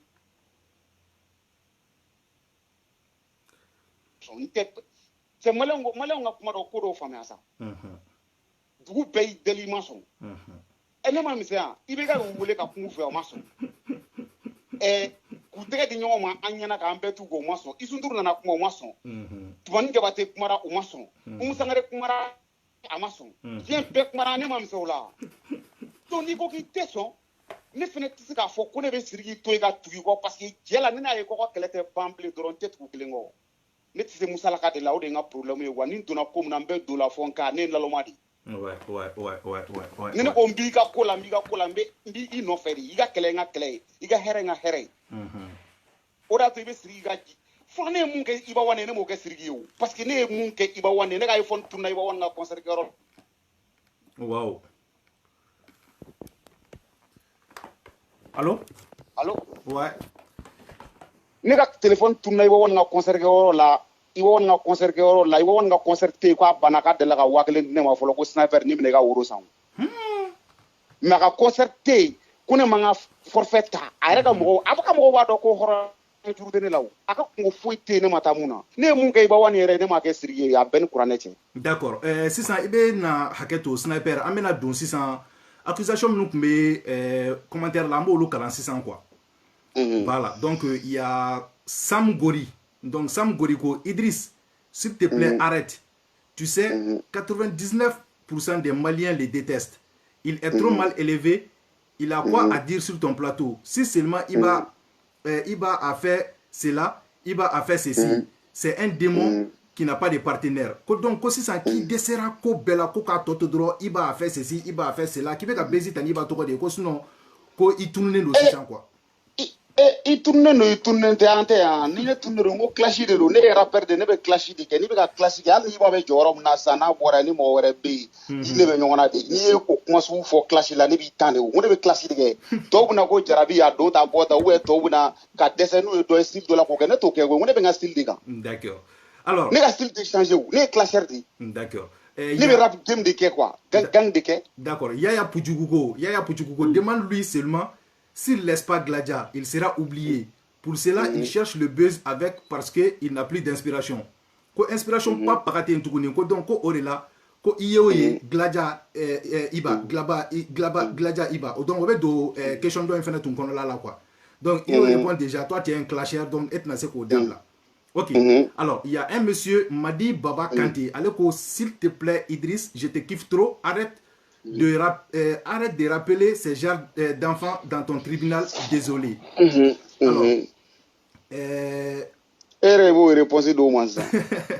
Alors, Majuma Kamisoko, allez dis-lui de laisser les rap qu'il retourne au village. Qui d'ailleurs met des rap là, qui rap là, quoi c'est dans village là. Donc, mon avis, la fois Majuma Kamisoko nyana. Oh, parce que ale b'o de fɔ parce que ale ɲɛ b'a rappeur minnu na k'u panpa k'u kule ne nana fɛn ɲini de la rapu do rapu tɛ hali ne donna sɛ jago la ne bɛ k'a ɲini ka taa n ka dugu de la o n ko ne ta tɛ mɔgɔ ɲɛkɔrɔ ko ye quoi ne bɛ k'a ɲini ka taa n ka dugu la ne bɛ tunga de la o do rapu do ne be ni ge ale mane passer sara kana Bamako yan ouais ima fama ne ba de ne ba de lo fere kana bla kana Bamako donc ale kanga o de kanga fo ndako boy ma nye soro na senenge kwa mais o te songo fo bi parce que o re ba do kone burujute ne mu marako soro. D'accord. Il y a Yacouba dit Jacob Diakité. Alors dit lui aussi que ça sert à rien de se cacher derrière la page de Pékin ou Roi du désert pour insulter Iba et ses GLaDOS, car on sait que c'est lui. Donc je pense qu'il répond déjà. Donc mo répond si flana mu di ma sa bi na fo sene ka foko e fene be to kala ma Mali Julde ko la e be Mali Julde gérer là. Mali Julde page ba gérer là. Ah voilà, donc go mo toy ne ba gérer ta gérer go beto yi. Ni ya ye peke me ka do fo lu ma be ulu de tra ba peke ma bor boy wa ke me di peke ma dom na ulu de tra ba ma ka bane ni juga ka ma passer dra o war soro. D'accord. Mais vous n'avez pas wa bidru dama vous voulez ka baneni ka grebude ka doya est-ce que ni jamana yere mo no mo o we olu tigi be ala were de ka d'accord. Ni ala fene ma fo ko mo shiga shije doya parce que ga i doya o non tiamene ya wala we ala fo qur'an do kona non Ibrahim Oulale voilà Ibrahim Oulale alors pourquoi il cherche toujours à créer des problèmes entre Sidiki et Ibawan? Est-ce qu'il voit les autres rappeurs mettre mettre de l'huile sur le feu? Pourquoi tu es accusé d'avoir, c'est-à-dire d'enflammer la guerre entre Sidiki et Ibawan? Quand les autres rappeurs ne font pas ça, pourquoi ebe ko ke? Ne te ko kere, olu ere de ko ke, olu gladio de ko ke. Parce que nous te ko ke, olu manga so Sidiki ka concert do ko Sidiki fene ka here soro ko lu ta publication ko Sidiki basara et puis fene an munu be Sidiki ko kan an panene ko ala kana marché ka dien ko sugu bege ka Sidiki ka fin che. Ouais. Donc olu bala ka tasma mena ko Sidiki re babora ka video ko la kale masa. Voilà bo gladio da ke wali bi fene wa blatu ko wa ko pegen sara wa kenere la ko ne re sara. Ouais. Alors, olu de ben bege jamana kono. OK, il y a Jabi. Olu bolo droni mo ministre kadi dron c'est que iba jugudi. Ngolu de ato problème wulane ni ba che parce que olu de bagara ma ka de ban ndro ko pourquoi ne tara Sidiki ka concert là. Ouais. Ne concert jul ko lui. Ouais. OK. Donc ne mo subu me ne tise musala ka la donc ne ba fo bo comme glaja chokro wa ere nyebo la déjà ka nga fa ka mo ina de ko bo. Abuka sniper mun kele wallahi billahi sniper ten juwe parce que ni ba ne ko nyoy jen yoro haglam mene la ka musique la ma foi ko bo iba iga ngani faran ngai kanga ni kete kanga ngai a ba de exécuter ya famia ne te olu de ale ko nga bo ka fa ka mo ya dabla ata uta kalama tiente de page men nunu bula ka chani page keme saba Facebook kan ubu duga ko fa do were be ne bu do page turu de bolu kelemulu ubu mo banen doro. D'accord. Alors, ok, il y a Oumar Bagayogo qui dit Idriss, fait-nous plaisir d'inviter des personnes qui peuvent nous avancer dans les rap et pas ces gars. Donc maintenant, est-ce que Nafabe Sniper la Game Gon la lawa? Est-ce que Sniper Bega Nafanye Mali rapu lawa? Peut-être que la question me fait qu'on y aura des irakwa. Ni n'arrêtez rapouter, on a des coups bé, ni a le coucou me voulu pour moi, on est de dos. Moi je sais très bien, ne pas bella ouli ou manga me voulu rapou betanien. Sur la rapu benen wa kachani sanju la rapu te ka kere tuma bene de ba ye bo classe ire de be rapu ire la évoluer ne ba ye bo to we stranga mun fo ne bo fo to we stranga mun ke ne ba ke fuite boala parce que ne dale no mbala ou te sene la. D'accord. Alors Djabi D'accord. Djabi Kandé Doucouré, allez qu'on demande lui pourquoi il court toujours derrière les gens au lieu de faire son travail pour que lui même il puisse être reconnu. Donc comme on a élevé Boulboula, rappelle ton offre, ou bien célébrité ton offre pour qu'il y ait donc au lieu qu'il y ait pour qu'il y ait fait qui a placé sur quoi. On est placé, ne placé, ne bien clé que attaque ne ton placé, ne te bouge où. Ne viens et ma femme ne placé, ne te ton, ne te sara, ne te premier non fait, ne te concerne nina, ne te na fouille nina. Et moi, d'accord, et aussi ça, il can comment il chien fladi parce que était concert nina était fouille nina. En tout cas donc parce que c'était fait mal pour là. Rappelez-vous que le concert ni était concert nina était fait nina neko. E karapu ere ke kuye monde c'est ça né. No de fie ngo cheblement te choix donc on a ga manja be yala yo réponse di ma na mena wo ite bamana ngane fam. D'accord.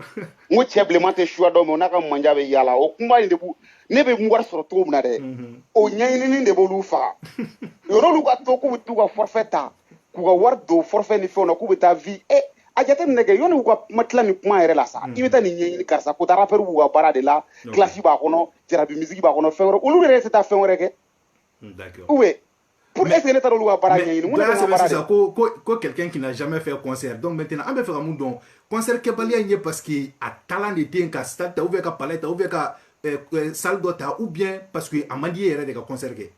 non a ka di n ye k'a kɛ mais n tɛ se k'a kɛ mun na parce que n bɛ cɛ ka sababu kɛ n bɛ cɛn jala min fɔ o de b'a to hali ni n ka di mɔgɔ caman ye olu yɛrɛ b'a ɲini de ka ne malo e yɛrɛ ma ye sa jama hakɛ min nana ne b'a nɛni yan ou bien ni danga fɛnɛ ye cɛ olu fɛnɛ bɛ dɔ sɔrɔ a la o non o cɛ minɛ d'accord sinon ne m'olu ba nɛni ne t'olu dɔn olu de bɛ ne dɔn Arun Doumbia ko pourquoi Sniper n'arrête pas de clasher Gatsby et consacrer sur son rap ko pourquoi il n'aurait nous Gatsby fɛnɛ sen na mais ne tɛ yan olu ta kama mun de bɛ ka fɛn de kɛ fɛn mun ka di ne ye ne donna la par simple amour mun ka di ne ye ne bɛ k'o de kɛ mun ka di ne ye ne bɛ k'o de fɔ olu yɛrɛ n'a y'u jɛ u ka taa donsongonin da u ka taa fɛn wɛrɛ da u ka ne to yen ne ka n ta kɛ d'accord question ka taa dɔɔni quoi ok héritier Sadio Samaba ale ko pour dénigrer l'image d'un autre artiste pourquoi ne pas travailler comme les autres donc au kuma in bɛ ka sigi nana quoi dénigreli tɛ dɛ i ye so jɔ ni nkalon mana so jɔ n bɛ taa bɔ e b'o so ci u bɛ nkalon de kan u bɛ nkalon de ka nkalon fara ɲɔgɔn kan k'a essayer k'a fɔ k'u bɛ tɔw yɛrɛ dénigrer olu de bɛ ka anw dénigrer o est ce que tu vois olu de bɛ ka anw dénigrer sinon an tɛ k'olu dénigrer an bɛ k'olu ka gindo mun olu bɛ nkalon mun kan k'o bɔ k'o yira mɔgɔw la o tɛ fɛ ka bɛn olu de ma quoi parce que olu de bɛ nkalon kan d'accord tout le monde sait que n'i y'a ye i b'a wani yɛrɛ stade 26 mars fa a fa ni Sidiki tɔgɔ de a ye Sidiki somɔgɔw de nɛni k'a kɛ ah bon est ce que tu vois Mali bɛɛ ta kalama de Mali bɛɛ b'a kalama a ye fɛn fɛn kɛ i b'a ye n'u bɛ ko hali u bɛna album bɔ ni mankan in bɛ wuli ko i b'o dɔn u bɛ taa ne ba nɛni u b'a dɔn sisan ne ye mɔgɔ min ye sisan n'i nana ne ba nɛni ka fɛn dɔ fɔ sisan ni ne bɛ ɲɔgɔn na ni ne ko mɛ n kulo la ne bɛ taa tugu i la fɔ yɔrɔ min donc u b'o dɔn sa parce que u bɛ fɛ k'u ka album bɔ u bɛ fɛ ka bezi fu créer donc ka na san Sniper olu yɛrɛ b'u tugu k'a kɛ ka Sniper sigilen don dɔrɔn a tɛ kuma la a tɛ foyi la a b'a ka ko la dɔrɔn ka bali dɔrɔn ka taa ba nɛni a ka page ko ka photo dɔ filmer dɔrɔn k'a sara il y a Bax Dansogo qui dit qui t'a dit que Sniper est star ou bien tu t'es trompé donc Sniper est ka jate la tu es star ou tu n'es pas star Malila ale o jaabi b'a yɛrɛ bolo parce que ale de bɛ ne dɔn ne t'ale dɔn ne ma deli k'ale mɛn yɛrɛ donc n'i y'ale ne dɔn ne ye fɛn dɔ de bien répondu alors Banu Kone franchement Idriss tu as un bon cœur sinon ça ne sert si ça ne tient qu'à moi ce truc n'a pas sa place dans ton tribunal ce type n'a pas sa place dans ton tribunal ma question est pourquoi il est maudit pourquoi il est maudit maudit cogo di maudit ça veut dire quoi pourquoi danga bi ko quoi a kuma bamanankan na a bɛ bɛn o de ma quoi ko danga bɛ ne fɔ an ka cogo di olu da an ka pa o bɛna kɛ banɛni yɔrɔ de quoi i jɔ sa a y'o to yen sa o tɛ kɛ banɛni b'i jaabi sisan sa e filɛ nin ye sa ne yɛrɛ ye Idrisi dɔn cogo min na ne y'a dɔn mɔgɔw b'a fɔ ko e ye gɔrɔjɛgɛni de ye ne ye dɔn tɛ olu y'a fɔli min kɛ e ma k'e ye gɔrɔjɛgɛni de ye o ko ma e ye gɔrɔjɛgɛni ya non donc mɔgɔw ka kuma to yen olu ka kuma bɛ se ka ne fɛnɛ kɛ dangaden yan ok alors ko sa majesté Makalou Sniper n'est rien d'autre qu'un imposteur sinon pourquoi Gatsby l'a chassé de son clan ne ko Gatsby de ye gɛn wa ou bien tagara di ka Gatsby ka ne gɛn Gatsby dɔnbaga bɛɛ b'a dɔn ko ne de Gatsby da ka mɔgɔ bɛɛ wele k'u fara ɲɔgɔn kan ko n t'a la bilen i y'a faamuya ka ne gɛn mɔgɔ bɛ se ka ne gɛn ne ɲɔgɔnna bɛ sɔrɔ de ne ne b'i ka côté la i gagné ne de o i m'a faamuya ne ne b'i kɔ dɔrɔn i gagné ne o wala an ka sigi ka ko in lajɛ i bɛna ye a laban bɛ kɛ cogo min na n bɛ ma bi f'i ye dɛ i bɛ sini lajɛ ko in bɛna kɛ cogo min na fɛnɛ ne de fɛnɛ y'a f'i ye d'accord il y a m'a fɔ ala ɲinama quoi d'accord il y a Ouskoul Gandhi qui dit Sniper pense que Sniper doit comprendre quelque chose si insulter les parents rapportait quelque chose il aurait déjà remporté un disque d'or ou disque de diamant ko ni banɛni tun bɛ ma kɛ fɛn rap la ko san kan ka sɔrɔ ke e disque de diamant sɔrɔ rap kɔnɔla la quoi ko donc ko banɛni ko nafa t'a la quoi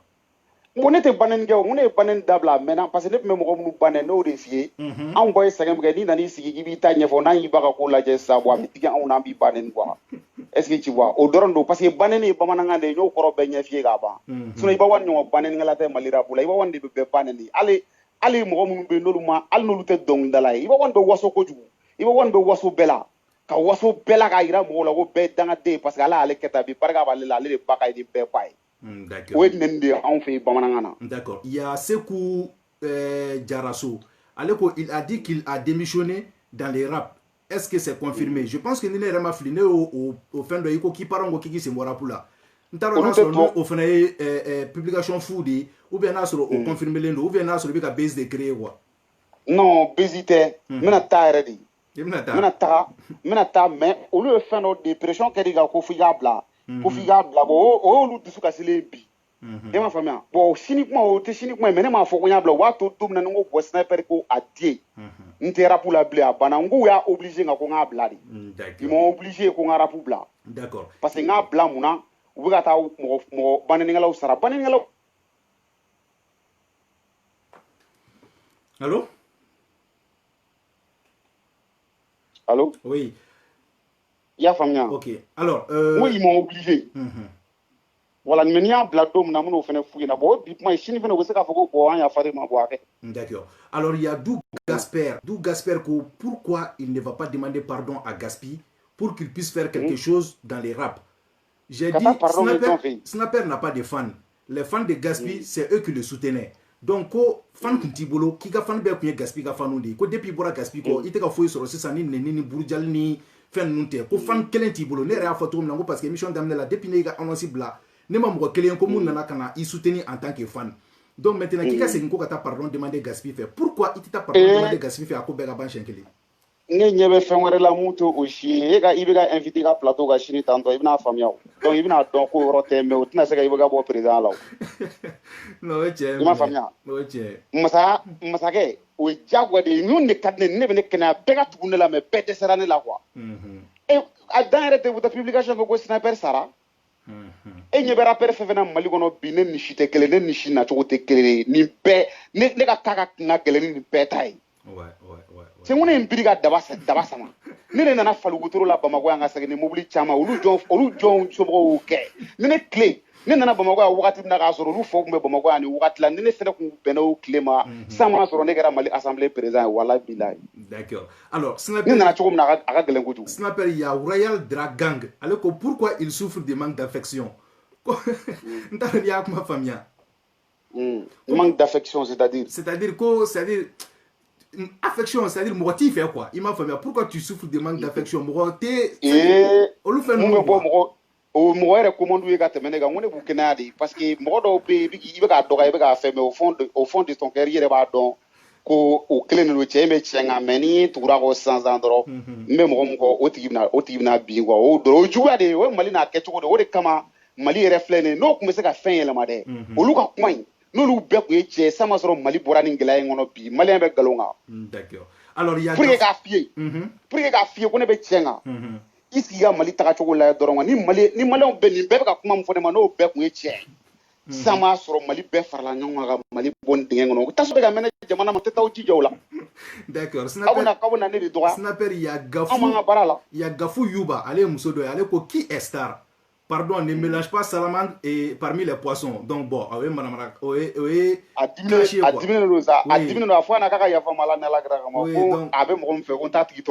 je comprends que oui, clashé. Donc je t'encourage Idriss. Est-ce qu'il a sa propre maison à Bamako? Koyala iye sosoro arapoko ina wa Bamako. Non, sotemolo Bamako wala bile. Oui, Daniel ko famadi question Daniel famadi. Allez est-ce qu'il a sa propre maison? Ne be so juan folo chukul. Ne ka fembe be segudi o. Ouais. Ya fa. Ne tise ka so juan, ne be so juan chukudi. Ne yo ne ka so juan be so juan ga dugu la folo. D'accord. Alors, je pense que Sniper a un tour de questions. Voilà, moi nous eu question posée, nous connaît recensé, nous fene be poser kuna. Donc vraiment, je suis très content d'avoir répondu à notre appel. Émission Diana Cosmedoni parce qu'à 1h18 minutes là, en général, nous faisons émission dans 1h demain. Il connaît une question, ben répond vraiment, il a défendu assuré gagner à Niana Cosme. Encore les juges de boulot sans commentaire là, s'ils sont convaincus ou pas. Donc, Makalabam Bibolo, c'est un beau fournier pour qu'on va essayer comme rôle là quoi. Makalabam Memlo, Malien a joué un dabla, joué un tenafa fouina. Anga be clément anga mali la tanya quoi parce que mali be dinga mono bi a dilem pas de donner là ni ya jate mene comme ni fe fo ba ko sirigi mais sirigi ko te quoi ni ya jate na tu kono bi iba soro anga boîte ko na la yoro wore fo musique be jeli nga nga boîte ko no nga te mali taw te jé wala nga DJ munu fene bo du jé to lu refe mali on te ñon fe pourquoi malon muna malon desel no ga ben clément quoi ago klebe nord là ago klebe sud là ago klebe centre là a fɔ nin ma se dabila ye ten an ka nin ko in bɛɛ dabila mɔgɔw ka fara ɲɔgɔn kan minnu bɛna bɔ an na hali n'an yɛrɛ ma kɛ fɛn ye bilen olu ka se ka Mali tɛmɛ tɔw la sinon ko maliyɛn malolen don bi diɲɛ kɔnɔ dɛ. D'accord. Sniper. M'o kuma laban de ɲininkali fɔ. min kɛ i la sisan e yɛrɛ depuis e bɔra gaspille ko kana se bi ma an filɛ nin don min na i ko bi an ka bi yɛrɛ ta bi n'a fɔra ko e ka gaspille ka rap noté de 1 à 10 e bɛ note jumɛn de di gaspille ma. Gaspille yɔrɔ min na bi yan. Awɔ. Bon gaspille kɔni tɛ ka rap kɛ tuguni parce que sa voix même ça donne plus gaspille yɛrɛ voix tiɲɛna. I m'a faamuya Glo y'a gorge bɛɛ tiɲɛ. Est-ce que tu vois? Gaspille tɛ ka rap kɛ o parce que ne bɛ gaspille mun dɔn o tɛ nin ye o. Non, mais fais droit, il a noté de 10 quoi, pas de commentaire. Ouais, de 1 à 10, et bien combien d'âmes? 0 sur 0. Pour que tu aies 0 sur 0. Hein? Ok. Ta gaspille ka Allahu Akbar la ilaha illallah Muhammad Rasulullah. Tcheni uma non. Il y a famille mais mais yoro na sa 0 sur 0. D'accord. Aka petit ndo be ko affaire ne ka to ka texte la mais ba do ka kokolo no ka te gaspille ka texte yere ka. Ouais. D'accord. Il y a famille. OK, maintenant, angana Ibawan na. Ni ikanga Ibawan ga rap noté de 1 à 10. Il veut combien d'Ibawan ma? Bon yo nga se gaspille ga yoro la fo na mena ci la mam di gaspille ma en terga do be ko pat. A fene ka ta yafa nyino fere parce que muso mba bulo de afuru ga dama. Na fene mata yafa bad wa fama ko bad boy. Donc a noté comment bi. Na fene mata parce que o de famaw bɛ ɲini ka d'a ma ka fɛn caman caman k'a ye ko baden de bɛ mɔgɔw tɛ mun kalama bon a kan ka taa yafa ɲini o fɛ. D'accord. Parce que n'a fɛnɛ ma taa yafa ɲini o fɛ ça va pas de. A ye ci mɛn a ka manager fila bɛɛ bɛ kɛnɛ kɔnɔ o ye ci mɛn. Alors n'a kalama o tulo b'a la o. OK, mais ka mun f'i ɲɛna sisan ko Ibawan de 1 à 10 combien tu notes son rap? Ibawan na. Bon Ibawan kɔni ka rap ye sili kelen in de ye o. Ibawan ka rap note kelen de ye depuis n'a y'a daminɛ fɛn de b'a bolo. Et ko de combien à combien? De 0 à 10. De 0 à 10 ya. Bon ni Ibawan ka texte lajɛ kɔni i bɛ taa sɔrɔ Ibawan filɛ nin ye 6 bɛ sɔrɔ a bolo quoi. 6 bɛ sɔrɔ a bolo. Parce que a ka rap filɛ nin ye sili kelen de b'a bolo depuis n'a y'a daminɛ Siri ka bitu de tun bɛ k'a sutura. Ouais. I y'a fɔ bon depuis ni beatmaker t'ale bolo quoi ale niveau mɔgɔ min b'ale ka beat dilan a tɛ i b'a fɔ n bɛ k'u saboter dɛ mais a ka son qualité kɔkɔlen tɛ ko fɔlɔ quoi. D'accord. Bon n b'a dɔn o n'an taara Keji la sisan Keji de 0 à 10 i bɛ combien di Keji ma? Kumajan André Keita an man di dɛ mais tiɲɛ yɛrɛ la Kumajan ma nɔgɔn dɛ. Kumajan bɛ se dɔnkilida la walahi bilahi mais ale tɛ kuma quoi. Ale tɛ kuma quoi. Ale tɛ kuma bɛɛ ni kuran mais Kumajan ma nɔgɔn Kumajan bɛ se dɔnkilida la. De 0 à 10 quelle note? Keji non Keji 10 sur 10 de walahi bilahi. Ouais. An man di quoi. Walahi bilahi ne tɛ kuma mais ale ka rap a ma nɔgɔn. D'accord. A bɛ musique min kɛ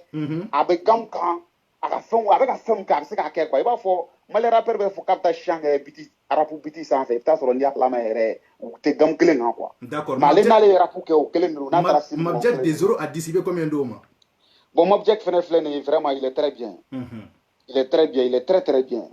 Combien? Bon hali rap la hali sini mais Mabjek filɛ il est bien quoi, il est bien. Clashi ne de f'i ye n ko hali ni ne man di ne ta tɛ kɔnɔna ye quoi k'a fɔ ko ne b'i dénigrer ka taa sira dɔ fɛ ne ta t'o ye quoi. D'accord. An mago bɛ note de la combien sur 10 pour Mabjek?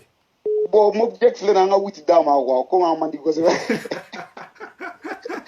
An man di kosɛbɛ quoi mais wuti d'a ma quoi. D'accord. Maintenant Talbi de 0 à 10 Talbi t'as combien? Talbi ya. Bon Talbi ka rap o fɔlɔ mais Talbi problème bɛ Talbi da la. Talbi ma dɛsɛ rap la dɛ mais kuma mun bɛ sen na sa o de tɛ Talbi arrangé parce que Talbi bɛ trap de kɛ bon n'i dun ko k'i bɛ trap yɛrɛ faamuya trap ye trafic de drogue de quoi donc i bɛ drogue kanw ni fɛnw dɔw de fɔ a la bon ale dun b'o bɛɛ contrôler ale tɛ se k'a fɔ k'an ka gulɔ mais an ka jouer mais o de problème bɛ Talbi da la.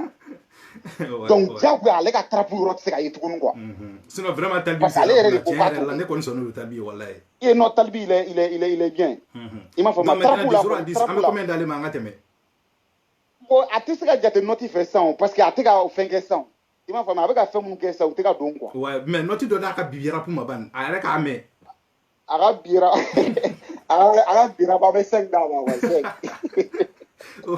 Au moins il a la moyenne. Maintenant an kana Memo All Star la Memo All Star de 0 à 10 combien b'ale bolo? Alpha ji ale don dɛ Alpha a fɔ ko Alpha ka yafa ma quoi kungilennaw tɛ kelen bɛɛ foyi tɛ n'a cɛ quoi.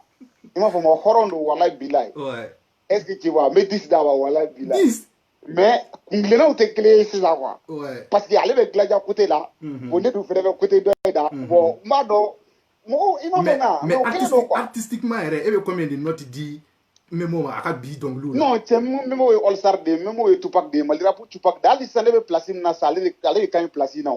du be 10 de dale mo ama no na mais 10 de dama parce que abi yorom na la ne fleurom ne be jorom na sa le jorom d'accord donc parce que rapu be sale be sala mala souvenir là 3G élément belanga tie nan ko kamena wulula 600 par exemple fenga to flene ga bongono et ala demsani nusa Medzone dans groupe to flene ga bongono ni ga fama ni ga fama be combien de luma de 0 à 10 et non mais 10 sur 3G bema demsani nu me se donc dala wa wala era sono no demsani be au DG mo kambi ayi wanga tere ou tise na de ou be style mu ke ou ga style de maîtriser parce que lu be rap lu be mélodie de ke ko wa chanter quoi ouais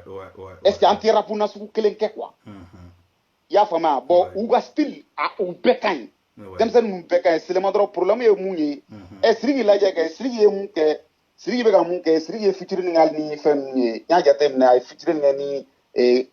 et dem sen mu ka wa clip ni fem nga son la main c'est très bon après que je boîte ni fem on avait fait ça dire voir nous ni benua nous ni gabonais ni fem ça dire malon nga famia ko nous nga YouTube view ni fem antenne na fa fo sur la ko regarde su nga musique Sniper anya 1h25 minutes sera déjà on va essayer que émission bla 1h30 là maintenant on a IRL la 600 Sniper be combien d'AR ma de 0 à 10 malira pour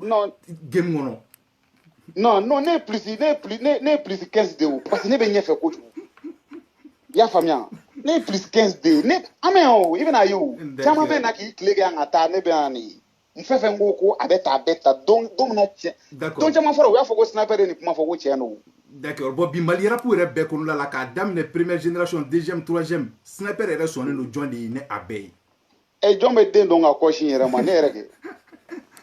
ok anga kunte sisa ni Siriki Diabaté donc Siriki Diabaté bon ale te rap domaine kono mais afena ba ka dongli domaine kono donc maintenant de 0 à 10 il be combien de Siriki ma Siriki c'est une machine à son Siriki ni mo na fe fo na fo ko ngra Siriki ga jele quoi Siriki c'est une machine à son Siriki ma no gonda ima Siriki flene malin begi ba mo mina ko siliko abe jekra bi dongli doro a fin to ka fin to ko e jonre Selin John wo ko mane ka kuma be fo ka dese takla ka alam na naye quoi d'accord Siriki be forum na sa Siriki ni mo mun ba nya fo te jayen quoi d'accord est-ce que tu vois Siriki koni be fo nya fedi ok d'accord vraiment Siriki ba nya ni 120 km à l'heure Sniper a famiera vraiment émission jara ko jugu wallahi émission jara mais ko ma dimi ngoro de bi ya fama non ka dimi mo re mo be sa dir ni donu gashi la kuma na fo ko ga fama dro ko de ko konan jugu hein ne te dimi mo ko wallahi billahi aw ta no sa politicien ne ta ka gelen parce que no le ka plateau sans faire avec chaud quoi mais aw ta ka no voilà tu vois parce que donc be ya fa ni perfect be ga ya fama parce que kuma na fo ko do mais wa famia ko an ngara pui ni be an concerné nous ma ke an be ma u kana na an fara parce que ni be mali ay ndi ni ko mali jeunesse be ga diviser ouais parce que ni mina ga donc ni ngal ga c'est ko na solo kipse ga Iba Montana noté de 0 à 10 quoi donc ango ke ka laban akunche quoi Iba Montana de 0 à 10 be combien d'oma bon Iba ro ni rapper ta mali kono bi ne se ga foko Iba Montana de rapper re parce que au te cap c'est rapu là da atise rapu là na ka texte de rapu re parce que allô pour ce qu'on a le gouvernement contrôle là fantan ga hacket la bo je pense que ori ko rapu re d'accord ok rapu engagé do quoi afamiara donc Sniper amba essayer ga bitin jota na jana ko juga la melbe goya yame il y a pas de problème vraiment merci pour l'invitation merci beaucoup ala kantonyo ouais amina rabbi ala ka do na la ki bulo mi ga parala ami mais il pratique no malema no ok d'accord donc en balama Facebook jama ni tu as bichu na jugement et tribunal des stars kon la ananga rapper na be fomu mako Sniper je pense que ayo familial chama soro parce que ko chama kumbe au kunka au kumbe faire ko chama donc je pense que aya chama voilà donc c'est à vous de juger maintenant dans les commentaires est-ce qu'il vous a convaincu est-ce qu'il ne vous a pas convaincu donc ni ala sonama au kambe jugement warema au ka animateur Idriss Martinez konipo au salam alaikum